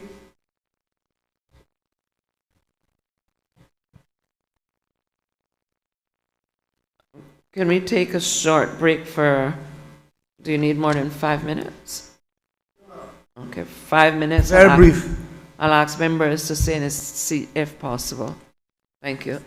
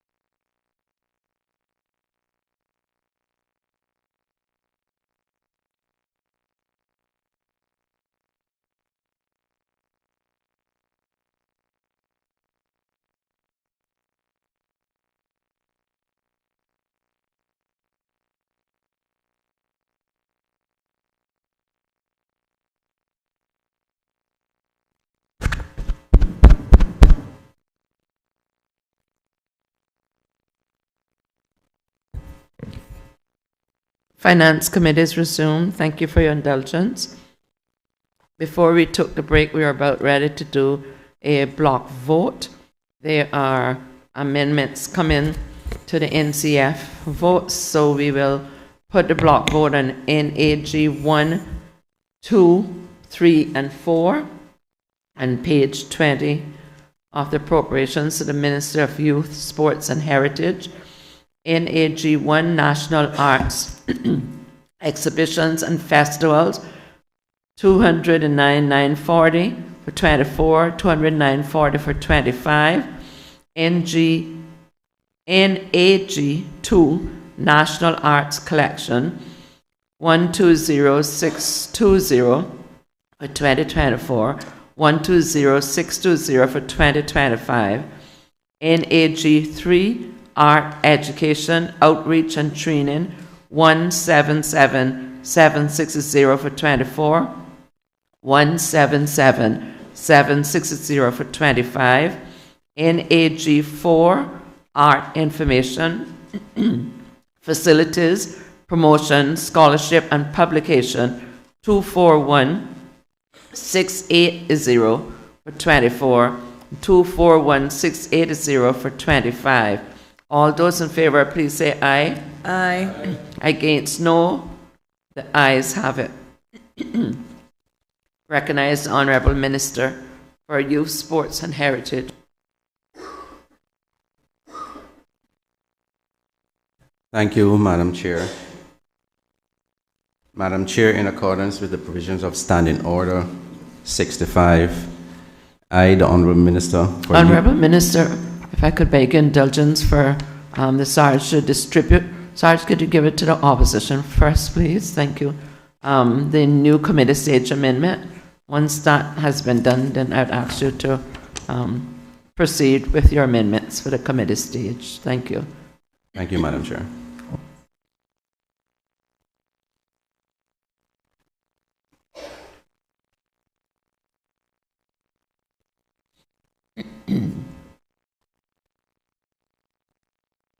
While he's doing that, for a bit of housekeeping, it's proposed that we'll take sorry, luncheon break at 1:30 today in order to accommodate the Clifton Hunter High School Christmas band, who will be playing in the foyer at 2 p.m. We'll reconvene lunch at 2:45 p.m. today.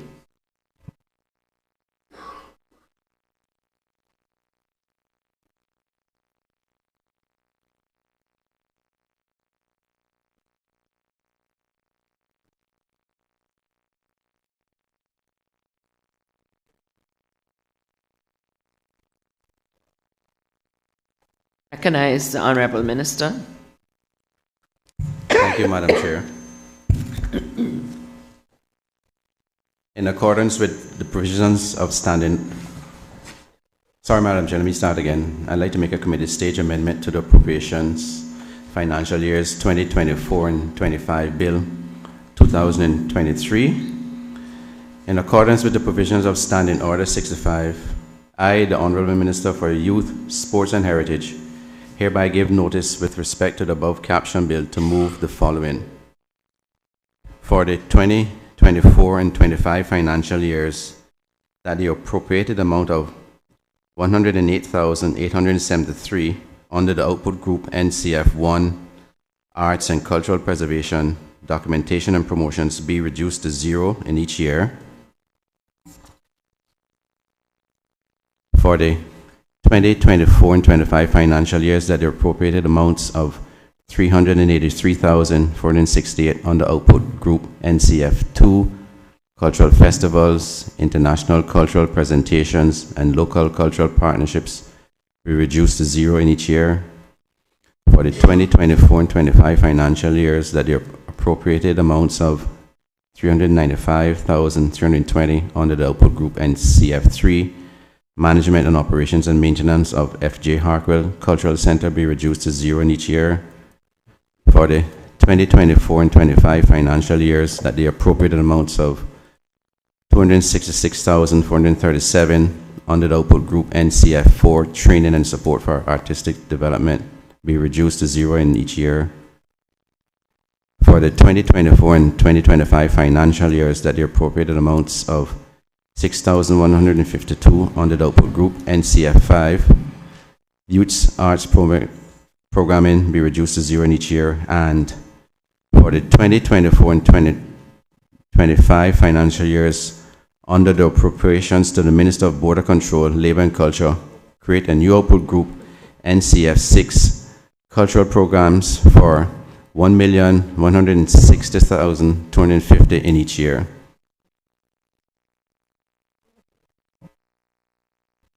The motion has been duly moved. Does the Honourable Minister wish to speak thereto? Just to briefly say, Madam Chair, that these monies have been moved into the Ministry of Border Control and Culture, as he now has responsibility for culture. Does any other member recognize the Honourable Leader of the Opposition? Thank you, Madam Chair. I'm a little bit confused because he's reading the committee stage amendment, but he's left out the whole bunch of at the top and started with these NCF 1, 2, 3, and 4, and 5. Honourable Leader of the Opposition, perhaps I may be able to assist. He's just merely doing the ones as it relates to NCF 2, 1, 2, all the way down to 6. As he comes to the rest in his own vote, the TPs and the EIs, he will move those at that time. Yeah, so we have more amendments to come. Yes, okay. That's correct. Are there any other debate on the motion that's been moved for the amendments? If not, Honourable Member, do you wish to exercise your right of reply? No, Madam Chair. Okay, the question is that for 2024-2025 financial years, that the appropriated amounts of 108,873 under output group NCF 1, Arts and Cultural Preservation, Documentation, Promotion, be reduced to 0 in each year. For 2024-2025 financial years, that the appropriated amounts of 383,468 under output group NCF 2, Cultural Festival, International Cultural Presentations, and Local Cultural Partnerships be reduced to 0 in each year. For 2024-25 financial years, that the appropriated amounts of 395,320 under output group NCF 3, Management of Operations and Maintenance of FJ Harquail Cultural Centre be reduced to 0 in each year. For 2024-2025 financial years, the appropriated amounts of 266,437 under output group NCF 4, Training and Support for Artistic Development, be reduced to 0 in each year. For 2024-2025 financial years, that the appropriated amounts of 6,152 under output group NCF 5, Youth Arts Programming, be reduced to 0 in each year. And for 2024 and 2025 financial years, under the appropriations to the Minister for Border Control, Labour and Culture, create a new output group NCF 6, Cultural Programs for 1,160,250 in each year.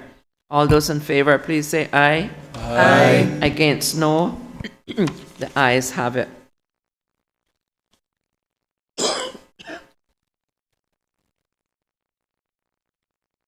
Moving on to MUS 4. Madam Chair.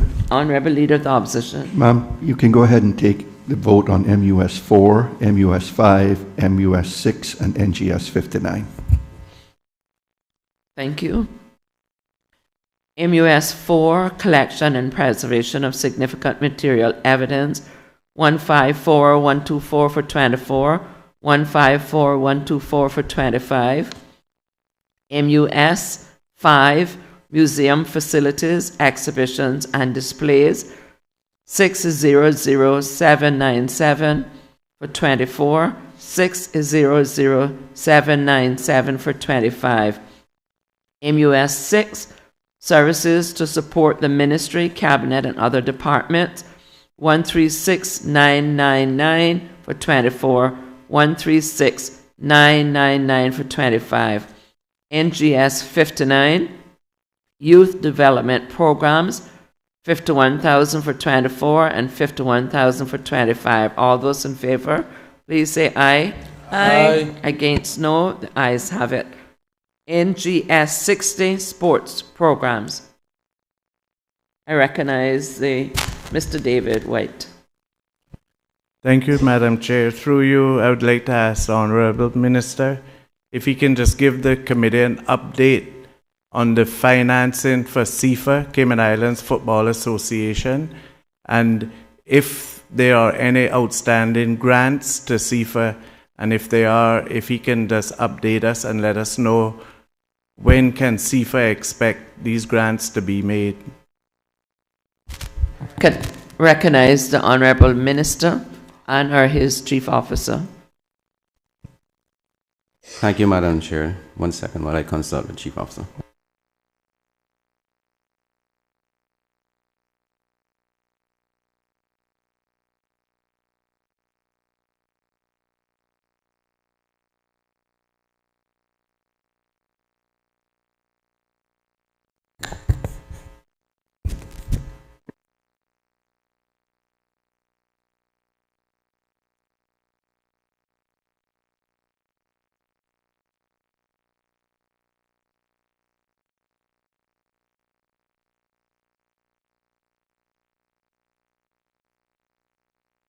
Madam Chair, I'll just ask my Chief Officer to answer the question.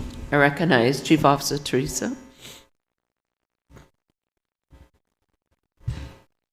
Teresa Chiniki, Chief Officer for Ministry of Youth, Sports and Heritage. Madam Chair, through you, there was delays in terms of payments towards the purchase agreement for CIFA due to the fact that we had not obtained necessary documents and information from them, especially relevant to their financial audits. We have recently obtained that information, and so we're in the process of reviewing the documents and making a decision as it relates to their payments. I recognize Mr. Barnabush. Madam Speaker, Chairman, just before I vacated the ministry, the association was given a big set of money. Government is not allowed to interfere in associations. If we do, the country as a team can get suspended from international competition. But CIFA, when you meet with national players, they come to us, and I'm not talking about substitutes, starting players, both female and males, telling you what's going on, where they see money being wasted and it's not on the players. But of course, you get votes by jumping on the side of these people.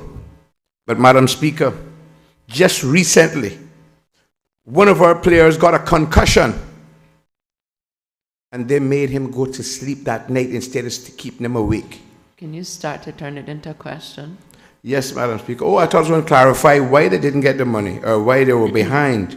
But the fact is they have to get their act together, and it has stopped being about them and about the players. Now they have not received, some of the women have not received all their money.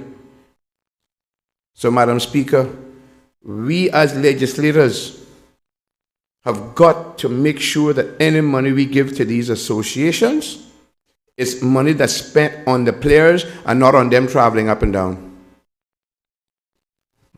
Recognize Mr. McKeever Bush. Madam Chair, if the ministry has adverse complaints? Have they done investigations, or have they listened just individual to individuals? Have they done proper investigations into these associations and allegations? Honorable Minister. Madam Chair, as I'm not as familiar with the grants program, I'll ask the Chief Officer if she could elucidate on this. I recognize the Chief Officer, Teresa, please. Madam Chair, through you, there have been aspects of complaints that we have looked into. We are also trying the best that we can to work with this particular association, bearing in mind that some components, they are not 100% to the standards that we would expect them to be at. We are doing the best that we can to work with them and to ensure that the benefits of the purchase agreement that we have with them, as previously indicated, is going in the right direction and for the right purpose. If there are no further, I recognize Mr. David White. Thank you, Madam Chair. I would just like to thank the Chief Officer for a very sensible answer to my question.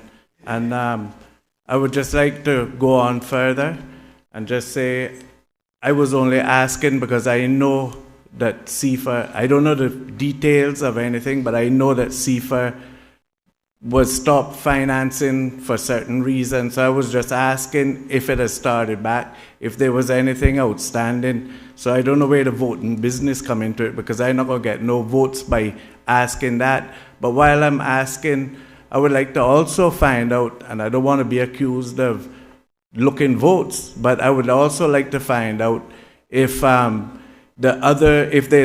which other sporting programs are receiving grants, and if it's possible, if we could get a breakdown there of the amount that each program, if they can't do it now, they can get back to me with it. It's just how much each sporting program and association is receiving.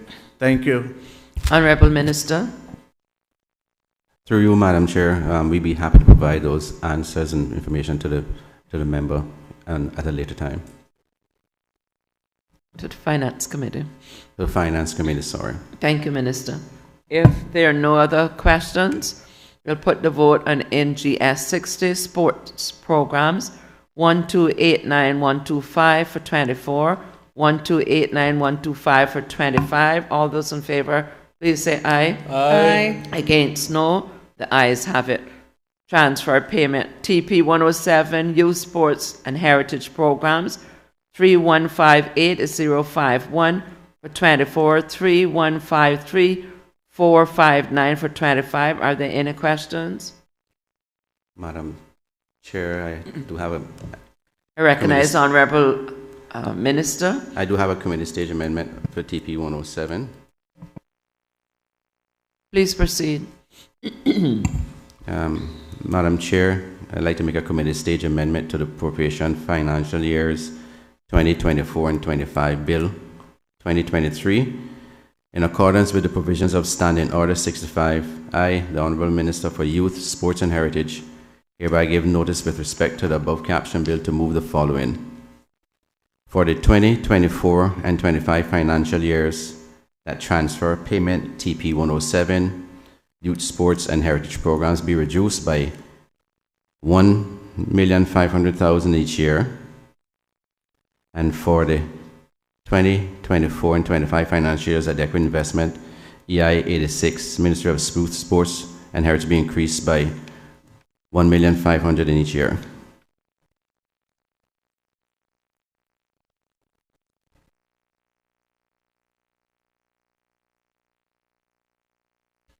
Minister, can you continue on with the rest down to EI 72? Be glad to do so, Madam Chair. For the 2024 financial year, that equity investment EI 86 Ministry of Youth, Sports and Heritage be increased by $60,000. For the 2024 financial year, that the equity investment EI 72 Cayman National Cultural Foundation be reduced by $60,000. for the 2025 financial year that the balance of 125,000 under equity investment EI 72 Cayman National Cultural Foundation be moved and become equity investment EI 72 Cayman National Cultural Foundation under the Minister of Border Control, Labor and Culture. For the 2025 financial year that the appropriated amounts of 200,000 under equity investment EI 72 Cayman National Cultural Foundation be moved and become equity investment EI 72 Cayman National Cultural Foundation under the Minister for Border Control and Labor. Thank you, Madam Speaker. Honourable Minister has duly moved the committee stage amendment. Do you wish to speak further to it, Honourable Minister? No, Madam Speaker. No, Madam Chair. Does any other member wish to speak? Honourable Leader of the Opposition. Thank you, Madam Chair. Through you to the Minister, can you explain to the committee why we are reclassifying the TP 107 of 1.5 million into an equity investment and how it will be used in the Ministry of Youth, Sports and Heritage? Honourable Minister, I think you might have intimated earlier, but for the purposes of the record, please repeat. Thank you, Madam Chair. Through you, the movement of the monies from the transfer payment TP 107 to the EI is for the pool, so we've moved it from 107 to the capital. Thank you, Madam Speaker. Just slipped me completely. He did say it before. It's okay. If there are no further debate, does the honourable member wish to exercise his right of reply? No, Madam Chair. Okay. The question is that for 2024-2025 financial years, the transfer payment TP 107 Youth, Sports and Heritage programs be reduced by 1.5 million in each year. For 2024-2025 financial years, the equity investment of EI 86 Ministry of Youth, Sports and Heritage be increased by 1.5 in each year. For 2024 financial year, that equity investment EI 86 Ministry of Youth, Sports and Heritage be increased by 60,000. For 2024 financial year, that equity investment EI 72 Cayman National Cultural Foundation be reduced by 60,000. For 2024 financial year, that the balance of 125,000 under equity investment EI 72 Cayman National Cultural Foundation be moved and become equity investment EI 72 Cayman National Cultural Foundation under the Minister for Border Control, Labor and Culture for 2025 financial year, that the appropriated amount of 200,000 under equity investment for EI 72 Cayman National Cultural Foundation be moved and become equity investment of EI 72 Cayman National Cultural Foundation under the Minister for Border Control, Labor and Culture. All those in favor, please say aye. Aye. Against, no. The ayes have it. Madam Chair. Honourable Leader of the Opposition. Yes, ma'am. You can go ahead and put the remaining appropriations to the vote. Thank you.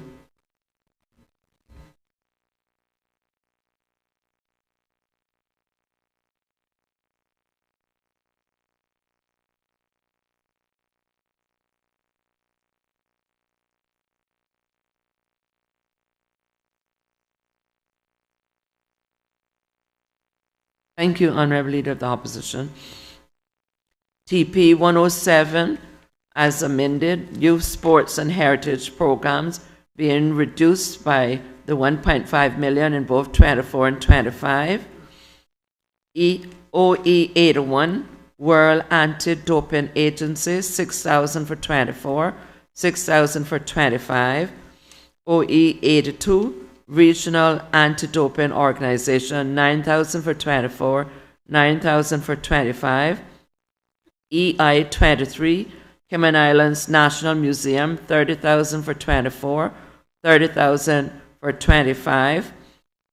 EI 47, National Gallery of the Cayman Islands, 125,000 for 24, 80,000 for 2025. EI 72, as amended, Cayman National Cultural Foundation,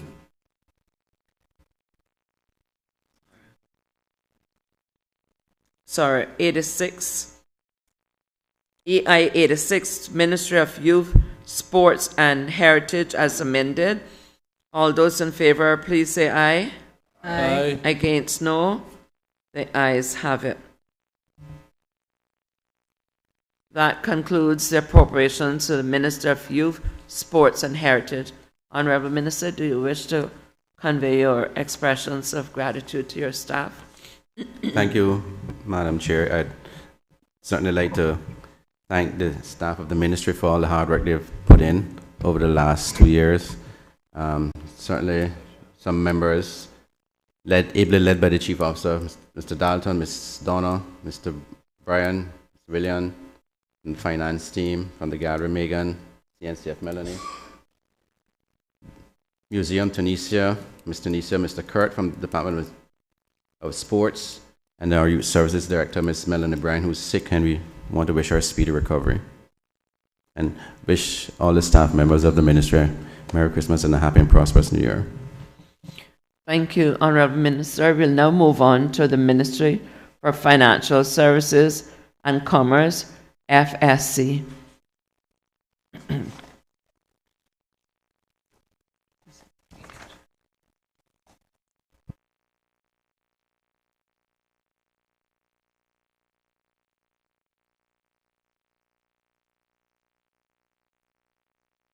This commences on page 14.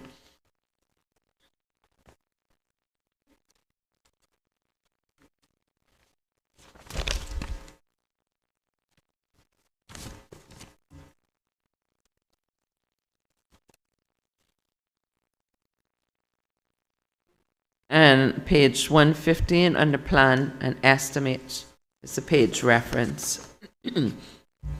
Moving then, as we transition for the staff, acknowledging the Honourable DP for FSC 20, Framework for the Functioning of the Financial Services Industry. 10.822.122 for 2024. 12.608.686 for 2025. Are there any questions? If there are no questions, we'll put the vote to FSC 20, Framework for the Functioning of the Financial Services Industry, 10.822.122 for 24, 12.608.686 for 2025. All those in favor, please say aye. Aye. Against, no. The ayes have it. FSC 22, Registers of Corporate Intellectual Property and Vital Information, 6217-986 for 24, 7116-498 for 25. Are there any questions? Recognize Honourable Leader of the Opposition. Thank you, Madam Chair. Through you to the Minister. Minister, can you tell us whether the information maintained in these registers of corporate intellectual property, whether it is all housed here in the Cayman Islands or offshore? Here. Honourable Deputy Premier. Through you, Madam Chair, here. Are there any further questions? If not, I'll put the vote on FSC 22, Registers of Corporate Intellectual Property and Vital Information, 6217-986 for 24, 7116-498 for 25. All those in favor, please say aye. Aye. Against, no. I believe the ayes have it. FSC 23, International Cooperation in Tax Matters, 3962-122 for 24, 5326, 708 for 25. Are there any questions? If not, I'll put the vote on FSC 23, International Cooperation in Tax Matters, 3962122 for 24, 5326, 708 for 25. All those in favor, please say aye. Aye. Against, no. The ayes have it. FSC 36, Trade and Commerce Licensing and Supervision, for 24, 2148, 221, 25, 2399, 247. Are there any questions? If not, I'll put the vote on FSC 36. FSC 36 International. FSC 36. I'm getting ahead of myself. Trade and Commerce Licensing and Supervision. 2148, 221 for 24, 2399, 247 for 25. All those in favor, please say aye. Aye. Against, no. The ayes have it. FSC 37, International Engagement for Financial Services, 1606, 139 for 24, 1665, 284 for 25. Are there any questions? Recognize the Honourable Leader of the Opposition, Sir Alden, also. Okay, Honourable Leader of the Opposition. Thank you, Madam Chair. Through you to the Minister. I hope this is the right area to ask it. You can tell me if it's not, and I'll hold off. But just looking at where we are now in terms of international engagement, and we successfully concluded the removal of Cayman from the grey list. Can you give us a feeling and a flavour for what next is on the horizon for us in terms of what's in the pipeline that you can see? Honourable Deputy Premier. To you, Madam Chair. This question couldn't be more timely. What was next on the horizon was for all of the consequential international list that we were on as a result of an automatic consequence of being on the FATF grey list was next on the horizon. It's why I say the question couldn't be more timely. It's as at today, the next list that we were seeking removal from was the EU's AML blacklist. Today, we have, or yesterday, was published by the EU. They have commenced the process for our removal from the EU's AML blacklist. It's a delegated act of their parliament, so it's a process that after 21 days, if there are no objections, the decision will stand. It's the same process of how you are put onto the list.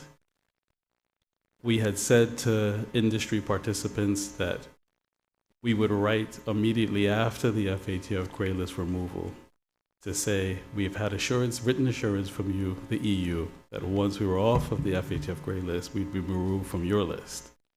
It seems that they have responded to that letter, which is of no surprise because the EU officials that I've engaged with personally have said that that's what they thought would happen and we would foresee that.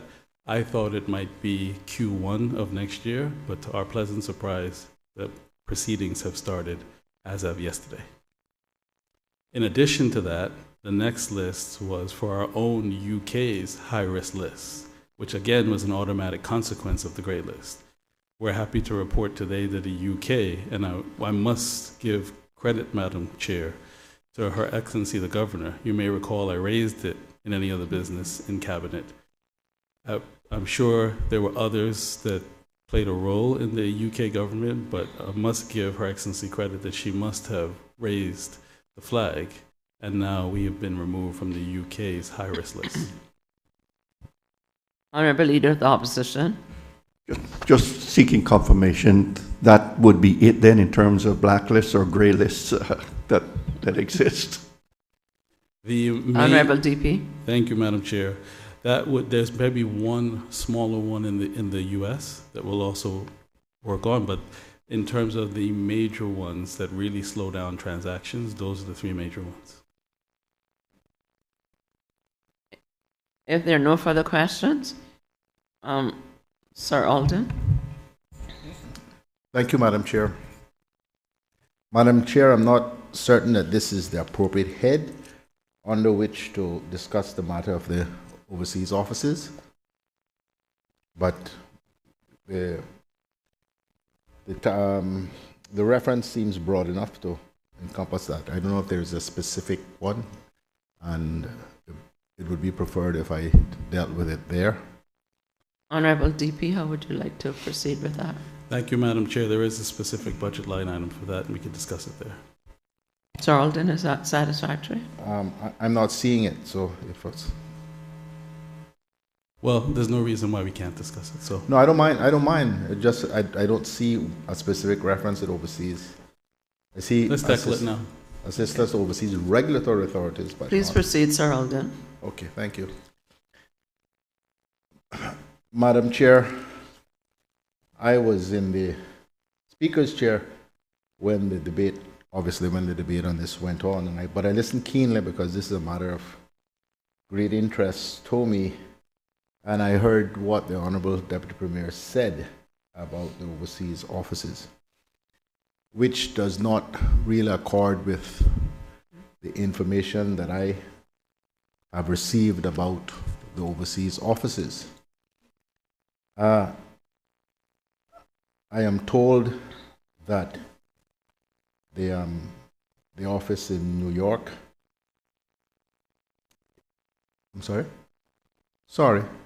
in Washington is really not functioning, and that indeed the person stationed there has now resigned. I have also heard recently that things aren't going terribly well in Asia either. And so I wonder if the Honourable Deputy Premier and Minister would bring us up to date on what is the situation with the overseas offices and whether, as Minister, his government is committed, is really committed to having these offices established properly and operating. Honourable DP. Thank you, Madam Chair. Through you, a couple of points to mention. Number one, the Washington, D.C. office is open. The fact that one officer, which can happen in any agency or department, decides whether or not they have another opportunity they want to pursue happens. The office will be there. That will then present an opportunity for another Caymanian for the post to be advertised, and the opportunity for another well-trained Caymanian to take up the post. The important part is that the machinery is in place, the office has space, there are approvals from the UK to proceed with the office. It has done, and I must say to the existing post holder, has done very good work behind the scenes in terms of connecting us to the US stakeholders, also that related to some of the engagements that we had around the FATF gray list. So performed the role very well. The fact that the person may or may not decide to resign and move on for their reasons will happen from time to time, and we'll see if there's another qualified Caymanian that could take up the role. But the office is there. In terms of Asia, which is a different region, obviously, and different arrangements that have to be put in place to set up the offices, it takes getting the engagement letter, the entrustment letter from the FCDO that is now being reviewed. The office space has been selected, and the relevant officer brought to our attention the composition of how you have to set up the office, which is to set up a statutory company. Madam Chair, as you recall, recently we brought a cabinet paper to approve the board of directors, or all Caymanians except for a Singaporean, as a virtue of Singaporean law, to set up the company. That will then be registered in Singapore, and then the officer will be launched. The private sector, particularly Cayman Finance, is very excited about it, and we hope that it will launch softly with the officer in Q1 and hopefully be able to make an official visit in Q2. Happy for the opposition to join the visit so they can see it for themselves. If there are no further, Sir Alden? If there are no further questions, I'll put the question. FSC 37 International Engagement for Financial Services, 1606139 for 24, 1665284 for 25. All those in favor, please say aye. Aye. Against, no. I believe the ayes have it. Madam Speaker, Madam Chair. Honourable Leader of the Opposition. Go ahead and put AOA 1 through 4 to the vote. Thank you ever so much. Madam Chair, but before you do that, I just have a question but I'm not seeing where a direct reference to it in the document about Invest Cayman. Honourable DP, do you have a separate vote for that? Madam Chair, that's a different ministry. Ministry of Investment, Innovation and Social Development. Ah, yes. Okay, so it's coming then. Okay. Thank you for the elucidation. I'll put the vote on AOA1, Operations and of Registration and Oversight Functions under the Auditors Oversight Act for 170602 for 24, 267602 for 25. AOA2, Complete Future of the Auditors Oversight Authority Project, 100,000 for 24 is 0 for 25. AOA3, Maintaining Relationships with Key Cayman Islands-based stakeholders, 13,000 for 24, 14,000 for 25. AOA4, Membership of and participation in the International Forum of Independent Audit Regulators, 34,000 for 24 and 36,000 for 25. All those in favor, please say aye. Aye. Against, no. The ayes have it. MOA6, Regulation of the Cayman Islands Currency, 14 is 00 is 0 is 00 for 24. 25, 1475 is 0 is 00. Are there any questions? No, ma'am. If there are no questions, I'll put the vote for MOA6, Regulation of the Cayman Islands Currency, 1.4 million for 2024 and 1.475 million for 2025. All those in favor, please say aye. Aye. Against, no. The ayes have it. MOA 8, Collection of Fees, 300,000 for 24, 315,000 for 25. Are there any questions? If not, I'll put the vote. MOA 8, Collection of Fees, 300,000 for 24, 315,000 for 25. All those in favor, please say aye. Aye. Against, no. The ayes have it. MOA 12, Regulation of the Financial Services Industry, 22352 is 0 is 00 for 24. 25, 23345 is 0 is 00 for that year. Are there any questions? If not, I put the vote on MOA 812, Regulation of the Financial Services Industry, 22352 is 0 is 0 is 0 for 24. 25, 23345 is 0 is 0 is 0. All those in favor, please say aye. Aye. Against, no. The ayes have it. MOA 13, Assistance to Overseas Regulatory Authorities, 98 is 0 is 0 is 0 0 for 24. 1 is 029 is 0 is 0 0 for 25. Are there any questions? If not, I'll put the vote. MOA 13, Assistance to Overseas Regulatory Authorities, 980 is 0 is 0 0 for 24. 1 is 029 is 0 is 0 0 for 25. All those in favor, please say aye. Aye. Against, no. The ayes have it. MOA 14, Policy Advice and Ministerial Services, 875 is 0 is 0 0 for 24. 919 is 0 is 0 0 for 25. Are there any questions? Honourable Leader of the Opposition. No, ma'am, you can put 25 as well. Yes. I recognize Mr. Hugh. Thank you, Madam Chair. Through you, I noticed this appropriation is 2024 is about $1 million over last year's budget, and then of course 2025 will be about $1.5 million. Could we get an explanation on the increases? Honorable DP. Through you, Madam Chair, you say, sorry, could you just reformulate the question, please? Certainly. The appropriation in 2023 was about 6.5 million, so we're up about 7.5 million. I mean, up about a million, up by about $1 million this year, and then of course another $500,000 next year. So just trying to get some clarification on or some explanations on the increase. Honorable DP. This is in relation to ramping up for assessments that are going to come down the line in 2025. Madam Chair. Thank you. Hear me. Out of the abundance of caution, I'll put the vote on MOA 14 and MOA 25. Policy advice of Ministerial Services 875 is 000, 919 is 00 respectively for 24 and 25.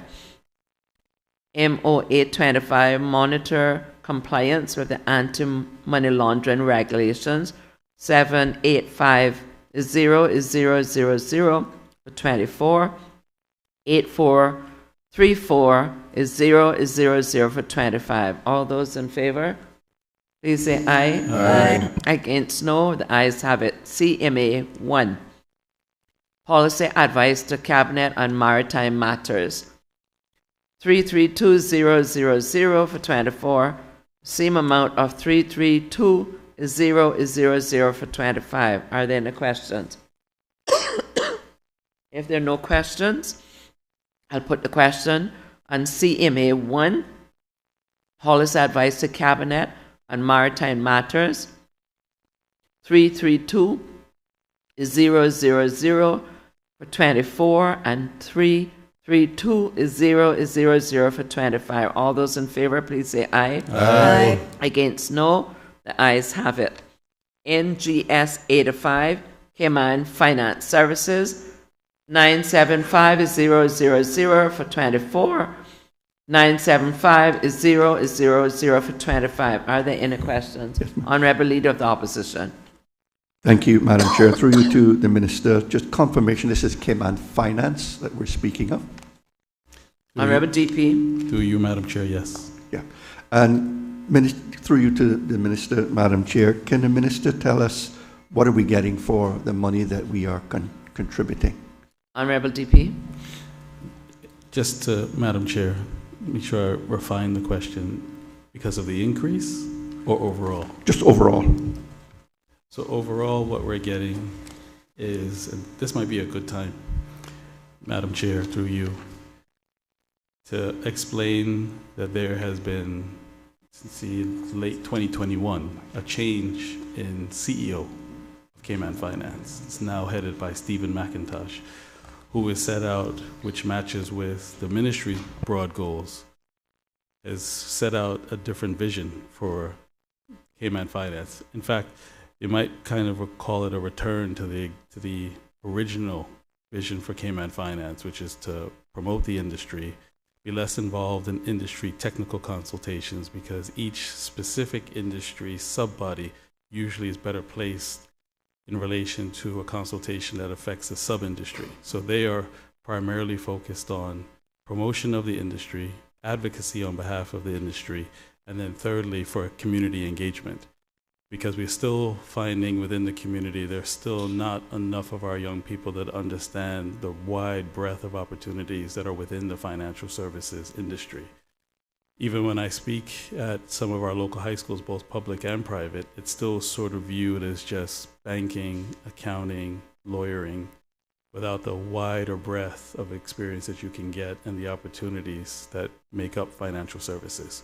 So their three main pillars are promotion, and that will count, Madam Speaker, towards or account for the increase. We had hoped and been cautiously optimistic that by now we would be off of the FATF gray list, and then going into 2024, this would be ample opportunity for them to really give them a stronger promotional budget to recover ground that we may have lost. So promotion, advocacy where there's appropriate need for defense of a particular item, and community engagement. Are there any further questions? Madam Chair, Honourable Leader of the Opposition. Through you to the Minister, thank him for the answer. I also see in this budget there is a further appropriation of $550,000 as a transfer payment to Cayman Finance. Just trying to understand that. To me, that's 1.5 million in each of these years. Could you give us a breakdown or idea of how the additional 550 is being used? So Honourable DP. That additional 550 is in a different ministry, so I'm happy to answer it now, but that's under the Ministry of Investment, Innovation and Social Development, and relates to promotion and work behind innovative new tools. So I can answer it now, or we can answer it when we get to that specific TP in the next ministry. Honourable Leader of the Opposition, what's your preference? I don't have any real, don't really mind where we answer it. Perhaps since we're on it, we'll just answer it now. It would be more relevant for the listening public as well. Happy to do so. That way the listening public doesn't have to switch between ministries. So what we've realized with innovation is that there's a synergy between the tech that's developing and tech-related business and the investment that's coming into the country, and we need Cayman Finance's promotional activities to be a separate allocation that can be monitored by that ministry. We're seeing strong inward investment from tech companies that want to set up shop here. We're also dealing with virtual assets and how that's going to be regulated by SEMA. So the ministry on this side is taking care of the regulation, but in terms of how those businesses arrive in Cayman and promoted Cayman as a destination of choice is something that we thought was more appropriate to be separately funded, and it's a new area. Originally, we weren't seeing a lot of that business coming or be attracted to our shores, but over the last 6 months, I think because of some, try to choose my words carefully, but some jurisdictions that have had scandals in the area and have not handled it appropriately, we were very hesitant and cautious to move into the space. But now having been able to take a page out of the book of some of those jurisdictions and seeing where we might be able to appropriately have those businesses come to Cayman that will be a complement to our traditional financial services, it seemed that it was better to align that with investment, innovation, and social development. The other component is that when we bring on digital services like the EID, Cayman Finance wants to help champion those ideas because that is one of the other subsectors in the community that is anxious to get the EID. So they will also help to promote those efforts to spread the word about the EID and have that be able to facilitate transactions on island or off island much easier. If there are no further questions, can I put the vote then to NGS 85, Cayman Finance Services, 975 is 000 for 24, and 975 is 000 for 25. All those in favor, please say aye. Aye. Aye. Against, no. The ayes have it. Moving on to transfer payments. Madam Chair. Honourable Leader of the Opposition. Please put the other three items on this page to the vote. Most grateful. TP 63, support to local business associations, 75,025 and 24. TP 85, support to local financial services association, 110,000 for 24, 110,000 for 25. OE 94, other executive expense, Organization for Economic Cooperation Development Global Forum, 55,000 for 24, 55,000 for 25. All those in favor, please say aye. Aye. Against, no. The ayes have it.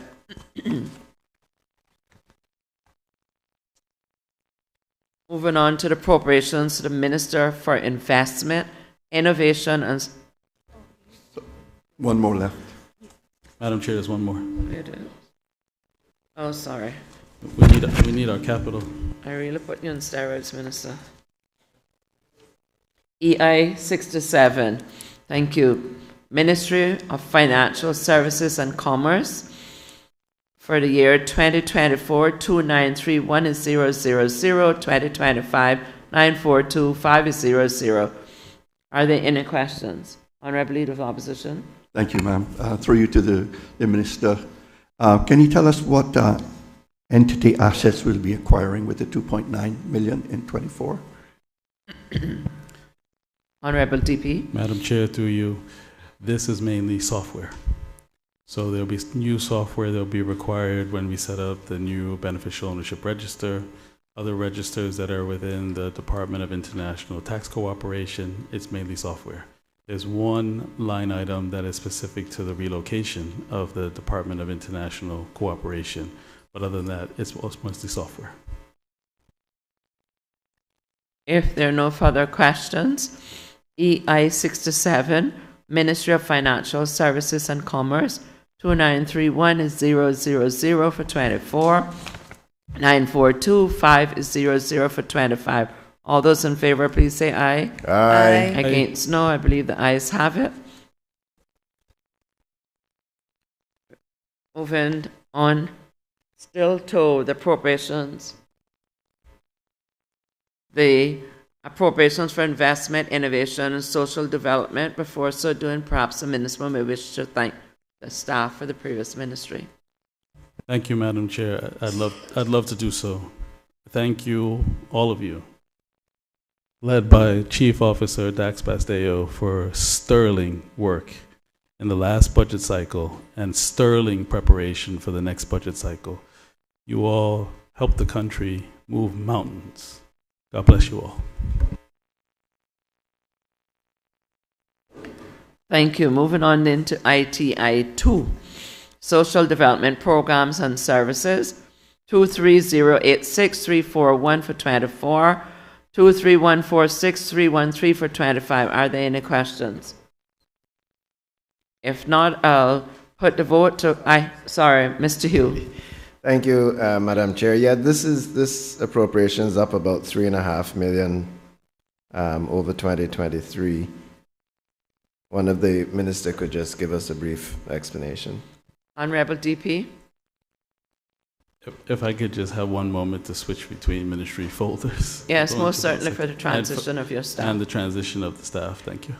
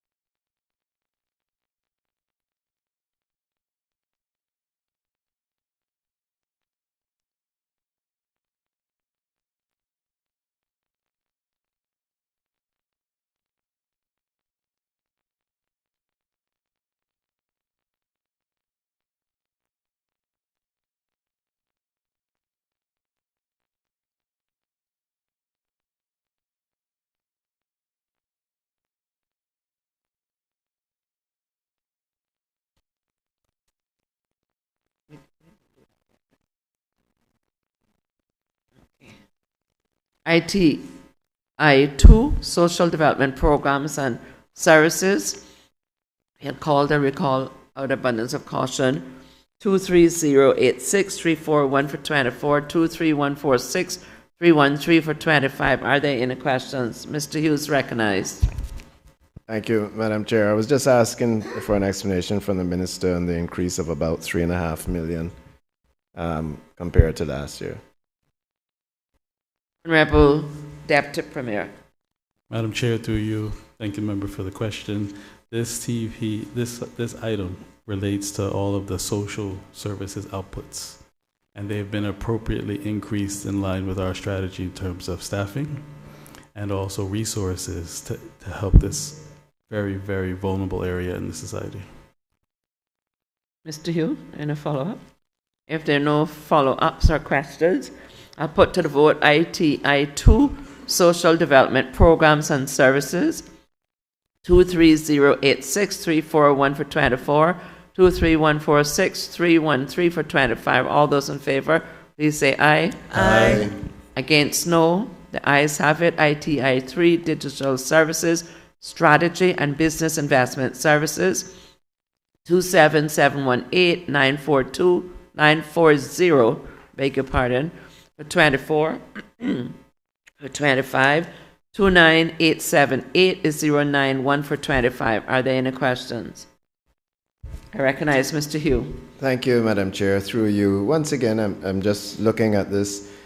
The total budget of 2022-2023 versus 24-25. 24-25 is just about $10 million more, with $8 million increase between 23 and 24, and a further $2 million in 25.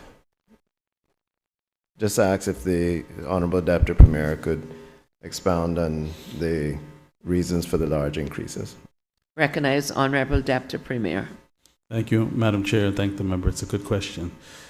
This goes to the heart of bolstering staff and operational resources to help digitize CIG, not just this ministry, CIG's services. So all of the online platforms that were discussed in each minister's contribution on the budget, the only way that that can possibly happen or have a decent chance of being completed is if we staff up CSD and eGov so that they can create sub-teams to tackle each of these projects. That in turn, although it's an increase on this page, over time, that should reduce the amount of headcount over time because you'll then have software performing services and making more efficient way to deal with government so that the public gets a benefit, Madam Chair, and also the civil service can help work more efficiently.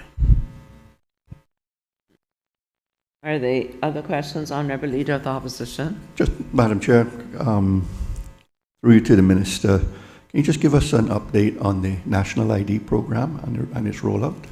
Honourable DP. Thank you, Madam Chair.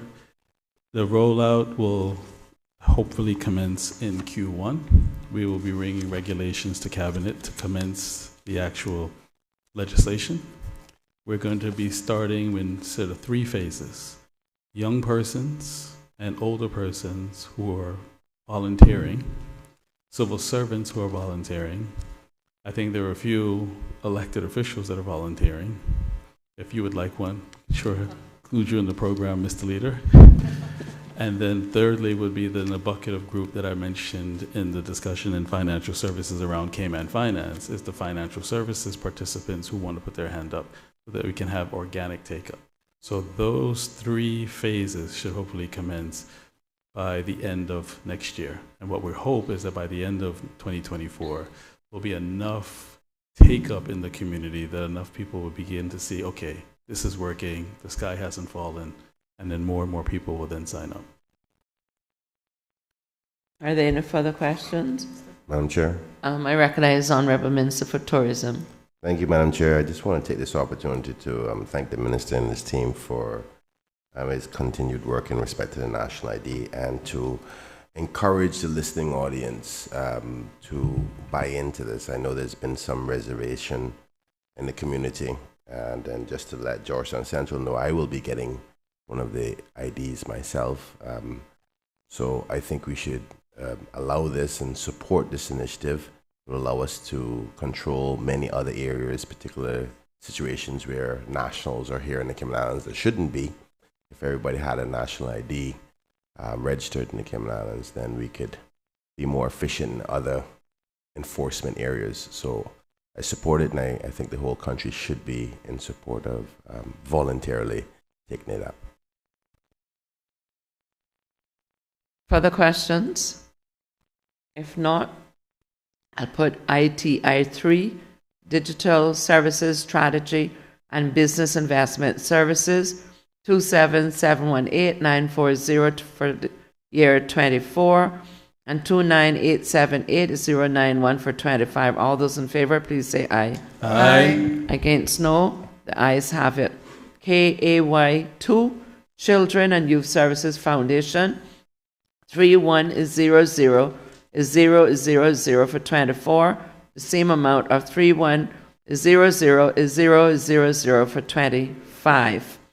Are there any questions? Mr. Hugh is recognized. Thank you, Madam Chair. Madam Chair, just for the next three appropriations, care for indigent, disabled, elderly, and foster care for children, and this Children and Youth Services Foundation, I noticed that those figures have remained the same from the last 2 years.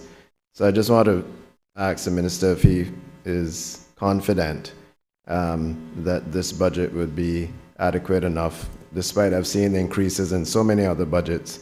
But these Children and Family and Youth Services and care for the indigent, disabled, and elderly persons, foster care for children, these haven't moved. So I just want his reassurances that that these have been adequately budgeted. Can I take it out when you get the reassurance that I can put those three in block? Are there other questions from the opposition? Okay. Honorable DP. Thank you, Madam Chair, and through you, they are adequately funded. They also receive private sector funding. In relation to KEYS, Children and Youth Foundation, there was additional savings that we found that we gave them a grant this year in anticipation of costs that they might need for 24 and 25. That will help them at the Bonaventure site in West Bay refurbish one portion of the structure. They used that grant from earlier this year for seed funding to raise additional private sector funds to get that portion of the facility in better shape. I'm also pleased to say that that particular foundation is under new management that has a new vision for it, and we're very excited about it. So yes, I believe that there are adequate levels, and if there are instances, like again, like there was this year, where there may be surplus funding that we can give more, that's definitely something to look at. We also plan to assist with foster care, is that there's probably been about 15 years since the amount of stipend that goes to foster parents have ever been increased. We are seriously going to look at providing that additional uplift, because the more folks in the community that you can incentivize to become foster parents, the less stress there is on that particular charity. Are there any further questions for these three votes? If not, I'll put the vote on CAY2, Children and Youth Services Foundation, 3100 is 000 for 2024, the same amount for 2025. 3100 is 000. All those in favor, please say aye. Aye. Against, no. The ayes have it. NGS 64, Care of the Indigent and Disabled Elderly Persons, 2040 000 for 2024, same amount for 2025. 2040 is 000, and NGS 66, Foster Care for Children, 393 is 000 for 24, same amount. 393 is 000 for 25. All those in favor, please say aye. Aye. Against, no. The ayes have it. NGS 67. NGS 71, thank you. NGS 86, community care programs after school 78982 for 24, 78982 for 25. NGS 71, support for survivors of domestic violence 430 is 000 for 24, the same amount for 25, 430 is 000.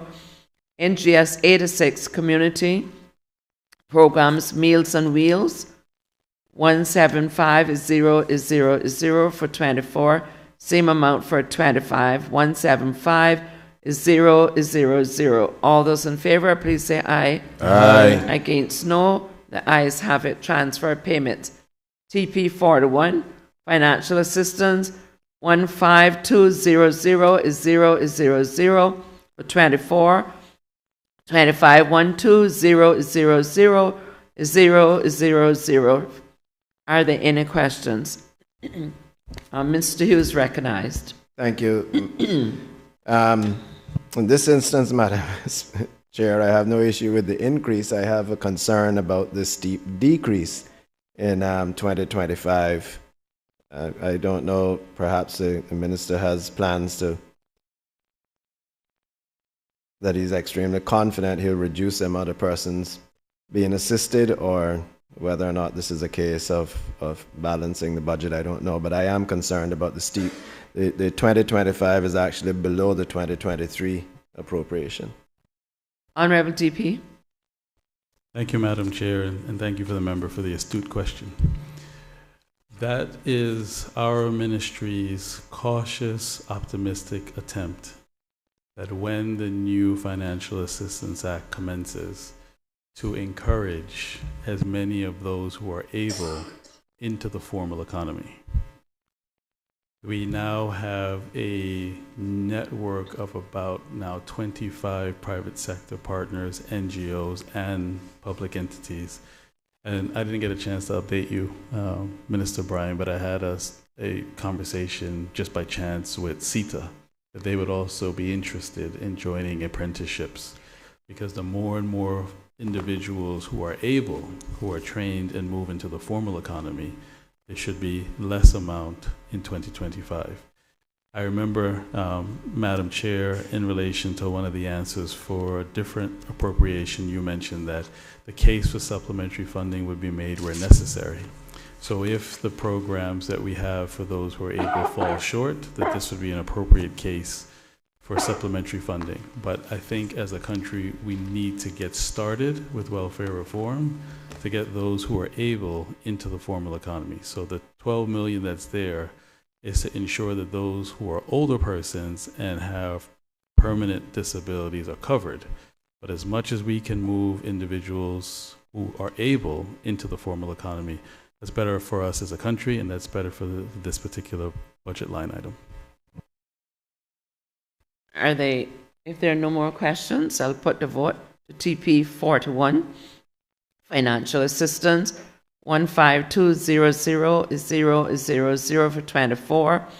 For 25, 12000 is 000. All those in favor, please say aye. Aye. Against, no. The ayes have it. TP 47. Ex gratia benefit payments to seafarers and veterans. 10891 is 000 for 24. 10835 is 000 for 25. Are there any questions? Honorable Leader of the Opposition is recognized. Thank you, Madam Chair. Madam Chair, through you to the Minister. How many seafarers and veterans are covered by this vote? Do you know at this point? Honorable DP. The current amount? The numbers. It does fluctuate because people pass. Sure. So we just get the right number now.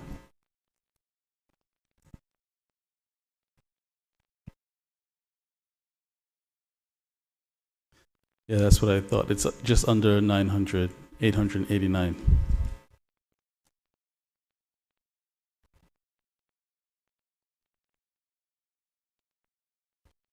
Honorable Leader of the Opposition.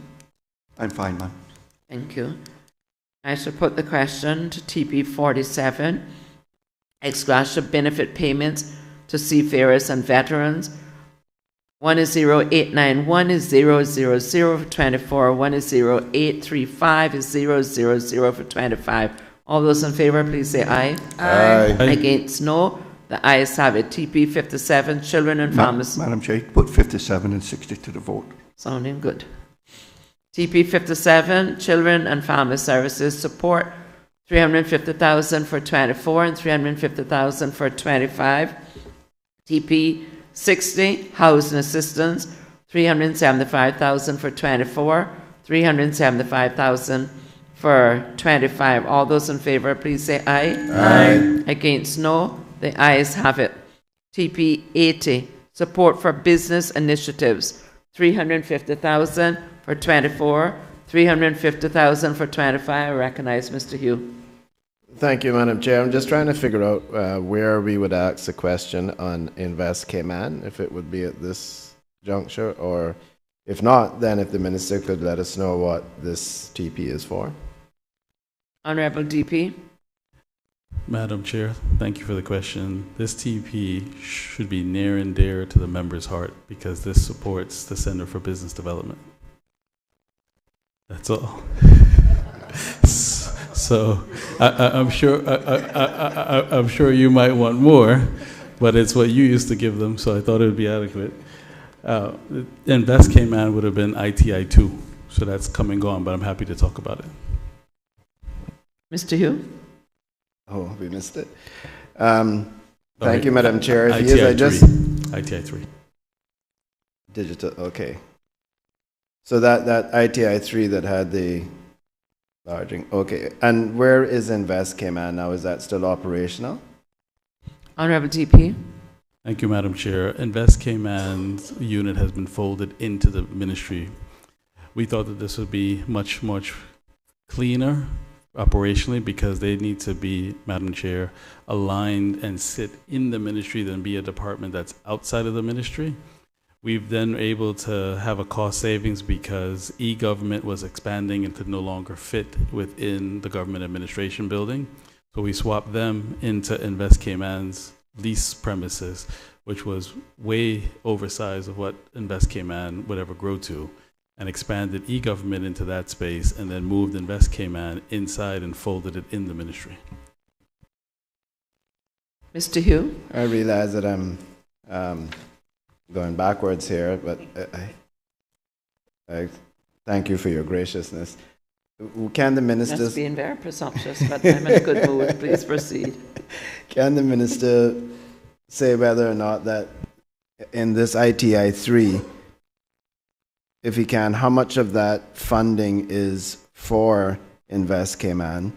And also, can the Minister say if all of the staff that were a part of Invest Cayman have they now been also taken into the ministry? Rebel DP. Thank you for the question. Through you, Madam Chair. So Invest Cayman had 4 staff. One was temporary on secondment and is returned to ministry. Second one was on secondment, and that is the individual who will now has transitioned to financial services and will be the deputy representative under the current representative in the London office who will move back and forth between London and Brussels. The second one was a comms officer. Because the ministry has a plethora of comms work to do, including Invest Cayman, that Investment Cayman's comms officer now sits with the ministry's comms officer, which leaves the director. So the director and the comms officer are fully within the ministry. The other 2 were secondees. Recognize Mr. Hugh. If there are no further questions, I'll put the vote on TP 80, support for business initiatives, 350,000 for 2024, same amount of 350,000 for 2025. All those in favor, please say aye. Aye. Against, no. The ayes have it. Thank you. TP 114, Cayman Finance, 550,000 for 2024 and 550,000 for 2025. All those in favor, please say aye. Aye. Against, no. The ayes have it. And you can put TP 115 and 123 to the vote. TP 115 to. Okay, thank you, Honorable Leader of the Opposition. TP 115, Hope for Today Foundation, 90,000 for 24, 90,000 for 2025. TP 123, Support for Community Development and Activities, 150,000 for 2024 and 150,000 for 2025. All those in favor, please say aye. Aye. Against, no. The ayes have it. Turning now to Equity Investment, EI 78, the Ministry of Investment, Innovation and Social Development, 7253-000 for 24, for 25, 3972-625. Are there any questions? You can put it to the vote. Being no questions, I'll put EI 78 to the vote. Ministry of Investment, Innovation and Social Development, 7253-000 for 24, for 25, 3972-625. All those in favor, please say aye. Aye. Against, no. The ayes have it. That concludes appropriation to the Minister for Investment, Innovation and Social Development. I'll give way to the Minister for expressions of gratitude.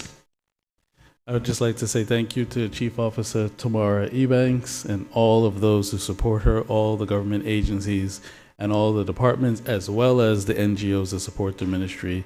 You all are who help make lives better for those who are most vulnerable and are helping to advance this country from strength to strength. God bless you all.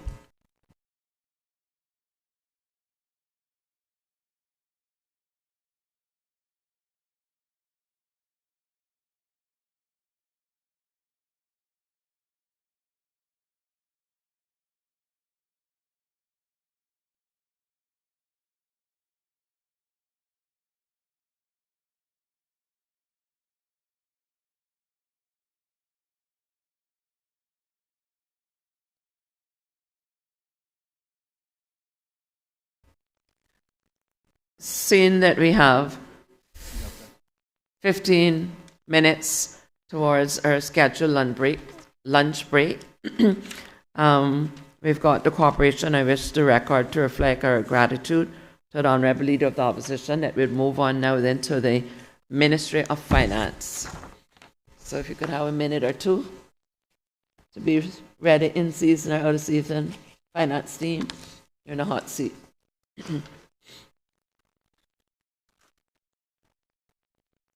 Minister Saunders, is that okay with you, the transition?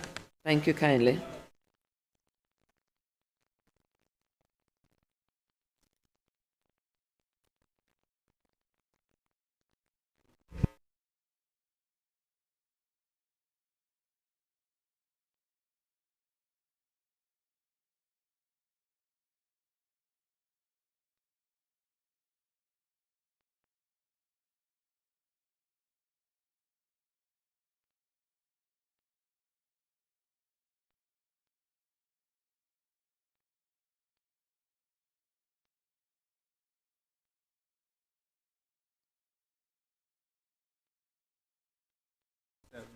It's on page 7 for members' information.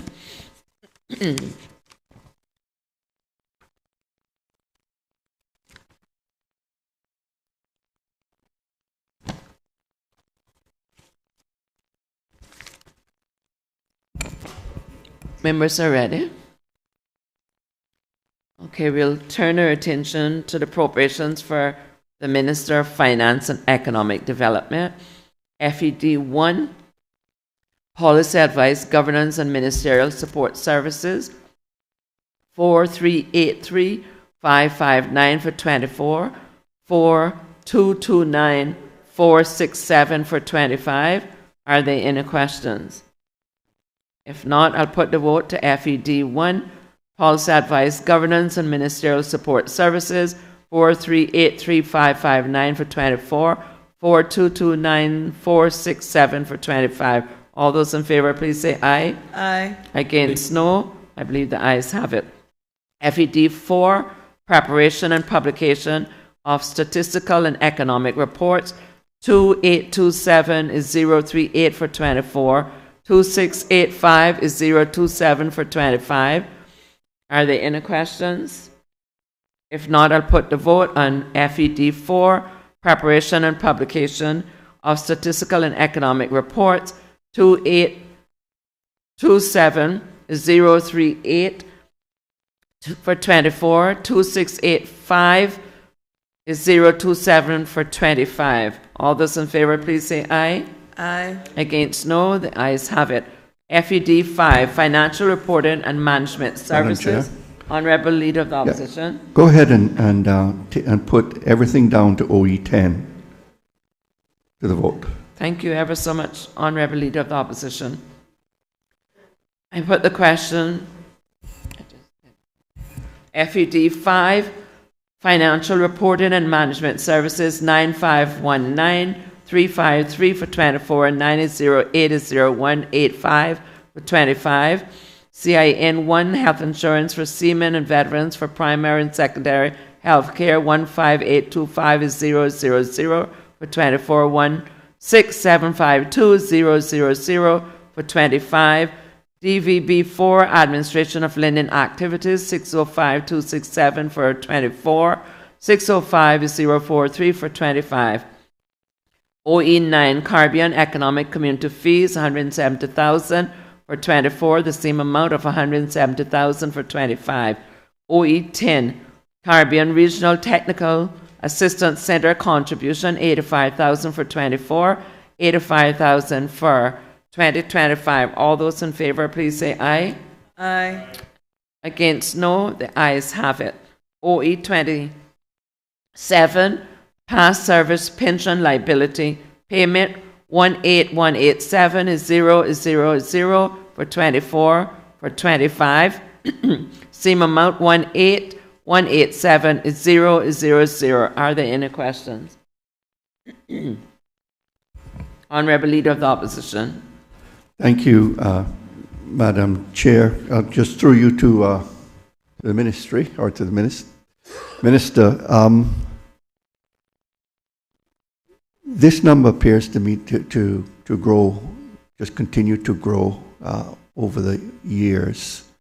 I know that we do actuarial review. I think it is every 3 years, and we adjust it. I'm just curious at this point what the estimated amount of the outstanding unfunded liability is. Thank you. Financial Secretary. Thank you, Madam Chair. The Honourable Leader of the Opposition is quite right.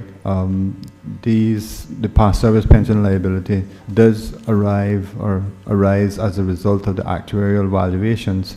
And I must say that in the most recent actuarial valuation, the amount that the report recommends or recommended was not significantly different from the previous one.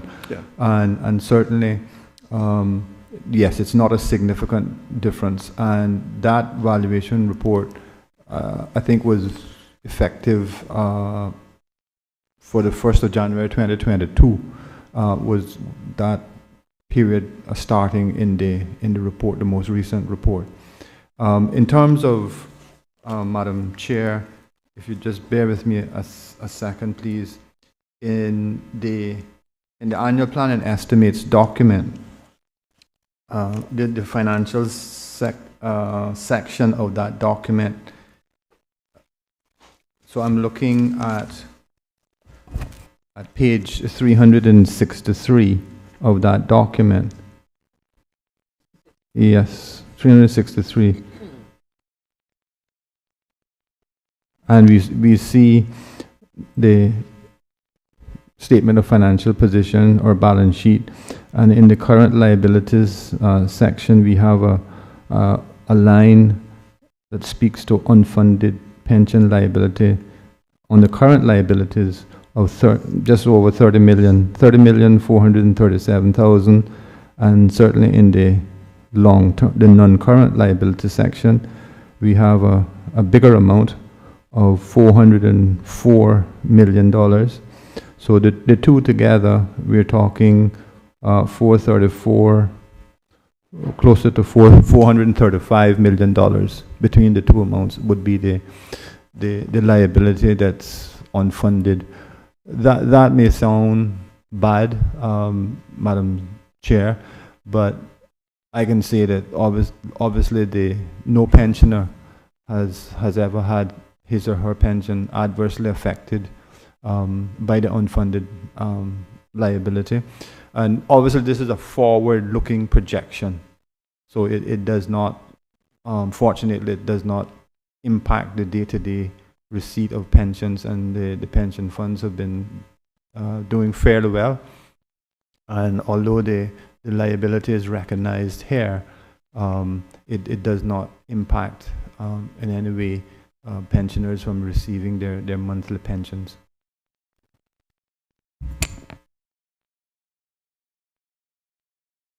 No further questions. I'll put OE 27, past service pension liability payment, to the vote. 18187 is 000 for 24. 18187 is 000 for 2025. All those in favor, please say aye. Aye. Against, no. I believe the ayes have it. OE 54, Caribbean Catastrophic Risk Insurance Facility annual premium $1 million for 2024, $1 million for 2025. Are there any questions? If not, I'll put it to the vote. OE 54, Caribbean Catastrophic Risk Insurance Facility annual premium $1 million for 24 and $1 million for 2025. OE 57, Executive Bank Charges $25,000 for 2024 and $25,000 for 2025. Are there any questions? If not, I'll put OE 57, Executive Bank Charges $25,000 for 2024 and $25,000 for 2025 to the vote. All those in favor, please say aye. Aye. Against, no. The ayes have it. OE 110, General Insurance 11486 is 000 for 24. 13135 is 000 for 2025. Are there any questions? Mr. Saunders. Thank you, Madam Chair. Madam Chair, through you, just a quick question with regards to general insurance, which I assume, well, actually I think it's all the government buildings and vehicles and so forth. How often do we normally put that out to tender? FS. Thank you, Madam Chair. And Madam Chair, the honest answer is that it has not been put out for tendering, put out for procurement in quite a number of years, is the honest answer. It's something that the Ministry of Finance needs to organize and to do. But the honest answer, it has not been tendered for quite some years. Can I get your honesty? Okay, thanks. Okay. I'll just leave it at that. Madam Chair, what I would just add quickly, at the risk of opening up to further questions, is that the amounts for this particular budget are obviously significant.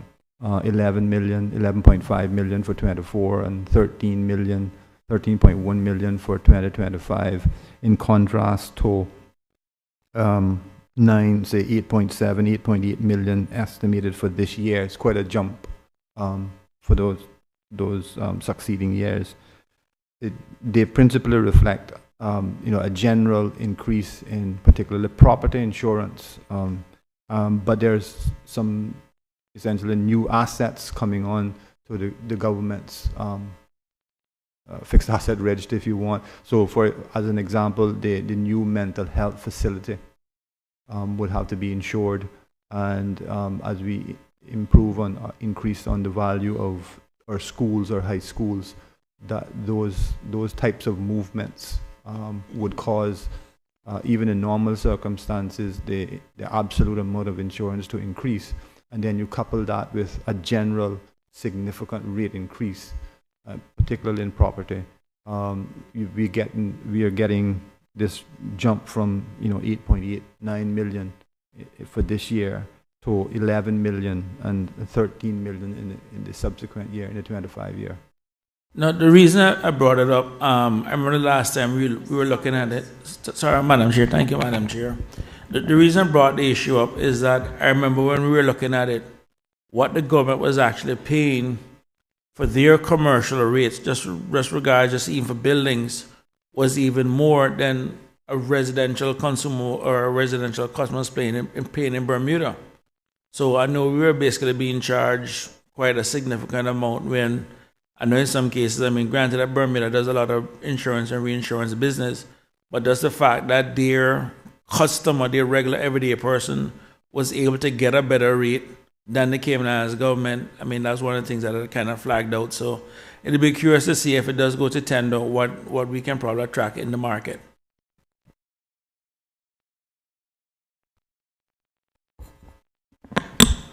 Thank you, Madam Chair. And we were just conferring while the honourable member was speaking, but I wanted to get your okay to go ahead.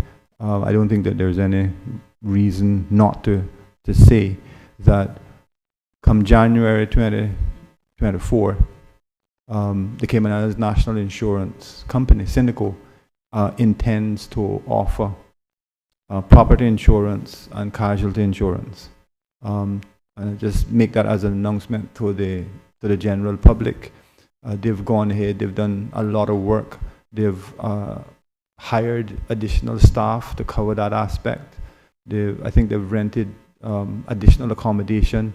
They've secured reinsurance for that new venture. So come January 24, the Syndico will be offering property insurance, casualty insurance to the public. Thanks very much. Mr. Saunders, in church we sing a song saying congratulations are in order, and I guess I can say congratulations are in order to your good self for the foresight of this and all the others that work towards that, including Miss Ann and others on the board.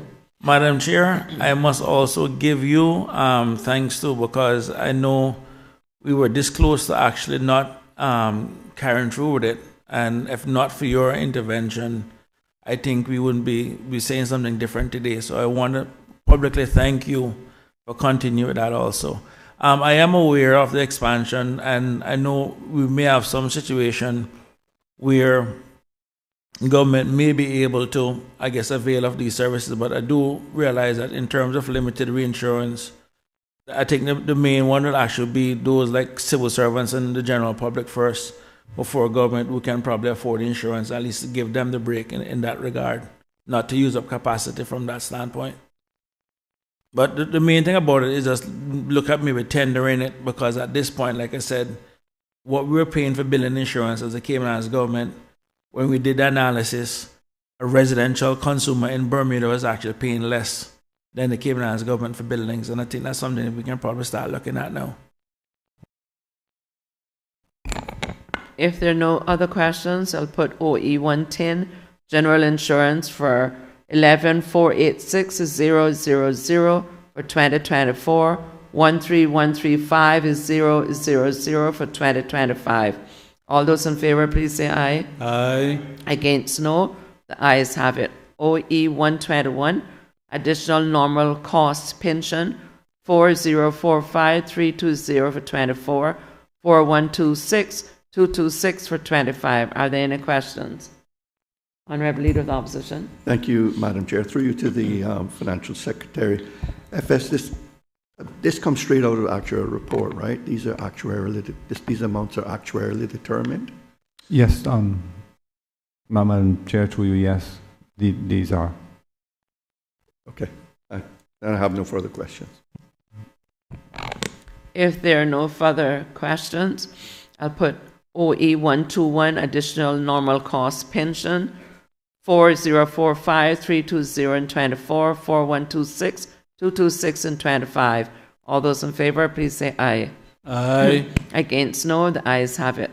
Equity investments, EI4, Cayman Islands Development Bank, $3 million for 24. 2025, $1 million. Are there any questions? Mr. Saunders? Thank you, Madam Chair. Madam Chair, I can say through you, 'cause I guess this is directly to you. Just in terms of the relationship with the Caribbean Development Bank, that was one of the relationships that also kind of went sideways. Now, they had reached out to us in the past to offer some technical assistance and in some cases some financing that would have helped in terms of basically allow us to help seniors and so forth. Has there been any progress or any re-engagement with the Caribbean Development Bank? Thank you, Mr. Saunders. If I could respond to that as Chair and Minister. My main concentration was trying to get a budget through without having to go into a temporary budget. Once Q1 commences, I'll speak with the technical team and the caucus to see where we can go from that. Personally, I don't have an objection, but of course I try my best to operate by consensus. Understood. Thanks much.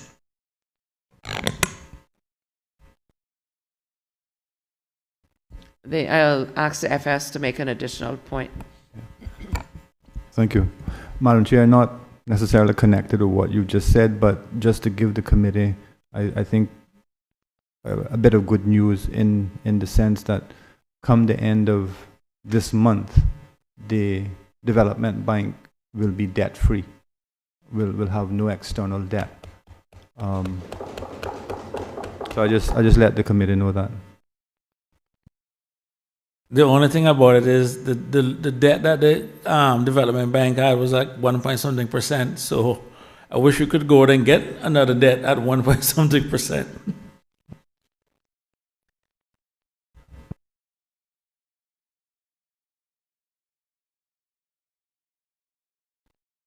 I believe that the Housing Trust is, Minister, E-Banks is pretty close to being debt-free as well, so at the appropriate time you can make a statement in the House. I'll put the question, the Honourable Leader of Opposition. Sorry, I beg your pardon. Thank you, Madam Chair. Through you to the FS. FS, can you tell us then what the 3 million and the 1 million and how that will be used, if you don't mind? Because the verbiage says to repay debt. Thank you. Madam Chair, through you to the Honourable Leader of the Opposition, I think that the 3 million appropriation sought for 24 and the 1 million for 2025 would be for the pure purpose of the bank taking those monies and on lending them.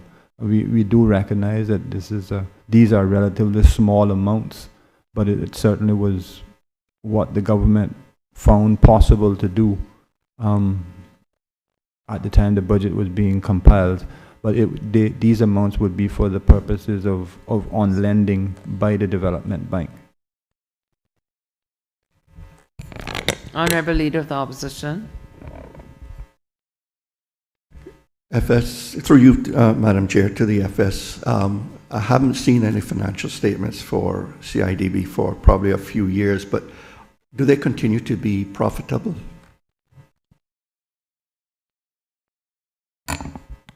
I think, sorry, I was just looking to...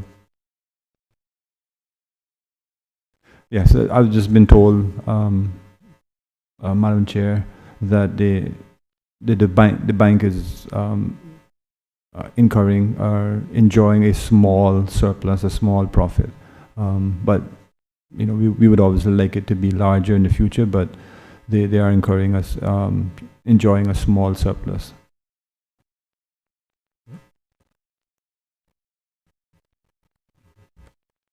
No further questions, ma'am. Thank you. I'll put the question on EI4, Cayman Islands Development Bank, 3 million in 24 and 1 million in 25. All those in favor, please say aye. Aye. Against, no. The ayes have it. EI7 to Minister of Finance and Economic Development, 53,000 for 24, and for 25, 1 is 0, 5 is 0, 0, 0, 0. Are there any questions? Honourable Leader of Opposition. Thank you, ma'am. Through you to the FS, perhaps you could just explain to the committee what's happening in 2025 with the increase in appropriation. Thank you, Madam Chair. Madam Chair, I'll ask the Honourable Leader of the Opposition to allow me to let the Senior Assistant Financial Secretary, Ms. Ann Owens, answer his question. Thank you, FS. Through you, Madam Chair. We will be rolling out the modernization of our budget system in 2024 once we have our funding approved, and that $1 million of the 2025 amount of $1,050,000 is for the budget system. Thank you. If there are no other questions, I'll put the vote for EI 70, Minister of Finance and Economic Development, 53,000 for 2024, and 1 is 0, 5 is 0, is 0 is 0 0 for 2025. All those in favor, please say aye. Aye. Against, no. The ayes have it. Loans made. Madam Chair. Honourable Leader of the Opposition. Actually, I do have a question on that one. Okay. Mr. Saunders. Thank you. Well, both for LM1 and LM3. Through you, Madam Chair, to the Honourable Financial Secretary, can we explain the process of how civil servants would go about accessing these funds? Ms. Ann. The Senior Assistant FS will speak to it.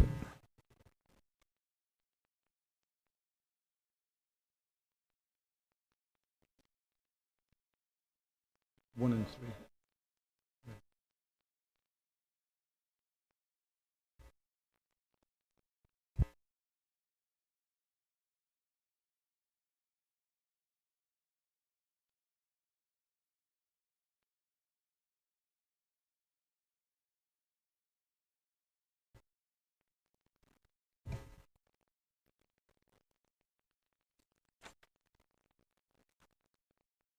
No. Okay. Thank you, Madam Chair, through you to the member. The civil service mortgage loans are available to civil servants. The mortgage loans for civil servants are offered to civil servants who are members of the Civil Service Association, and eligible members may apply through that association.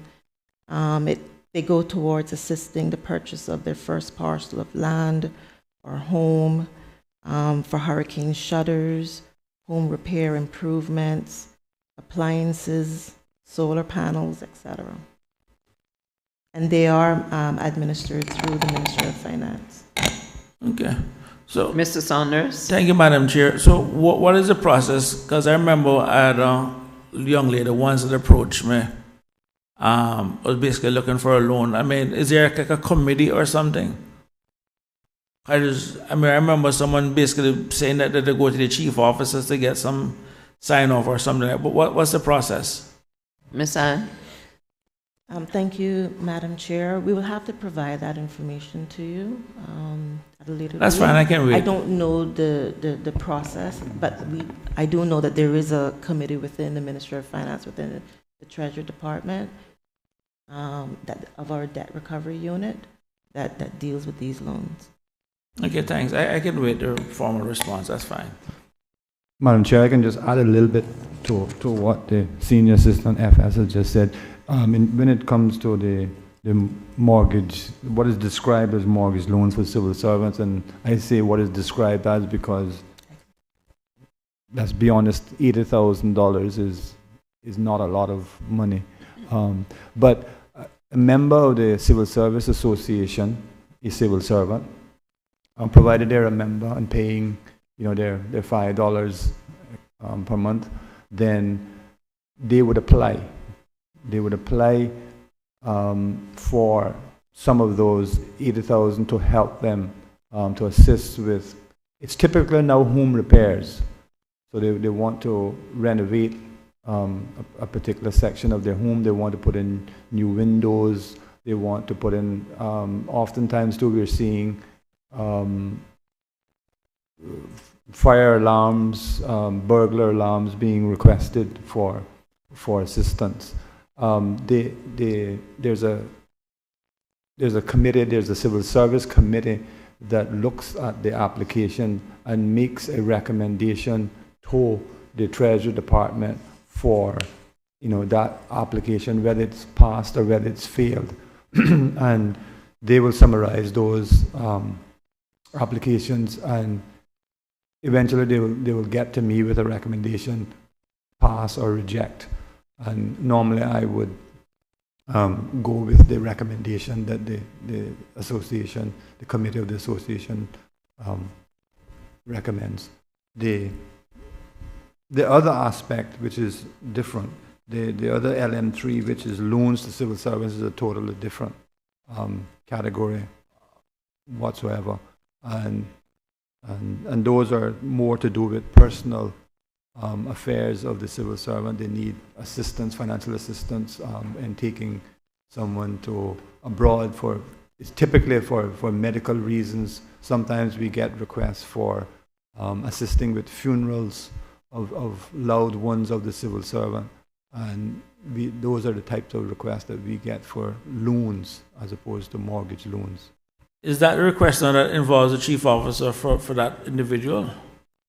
Yes. Okay. Normally it would come to us after having received the nod from the applicant's chief officer. Okay, thanks very much. At least that clarifies it. Thanks, Madam Chair. If there are no further questions on LM 1, 3, 4, 11, FE3, BO 10. Okay.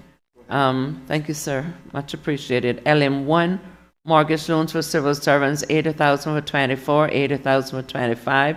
LM 3, loans to civil servants, 80,000 for 24, 80,000 for 25. LM 4, loans for overseas medical advances for uninsured patients, 200,000 for 24, 200,000 for 25. LM 11, settlement loans, 500,000 for 24, 500,000 for 25. Finance and expense, FE3, interest on public debt, 18358,126 for 24, 24661, 296 for 25. Borrowings, BO 10, 27 million for 24 and 123 million for 25.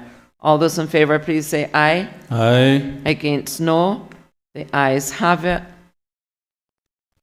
I believe that concludes the appropriations for the Minister of Finance and Economic Development. We'll now take our lunch break and we'll resume at 3 o'clock.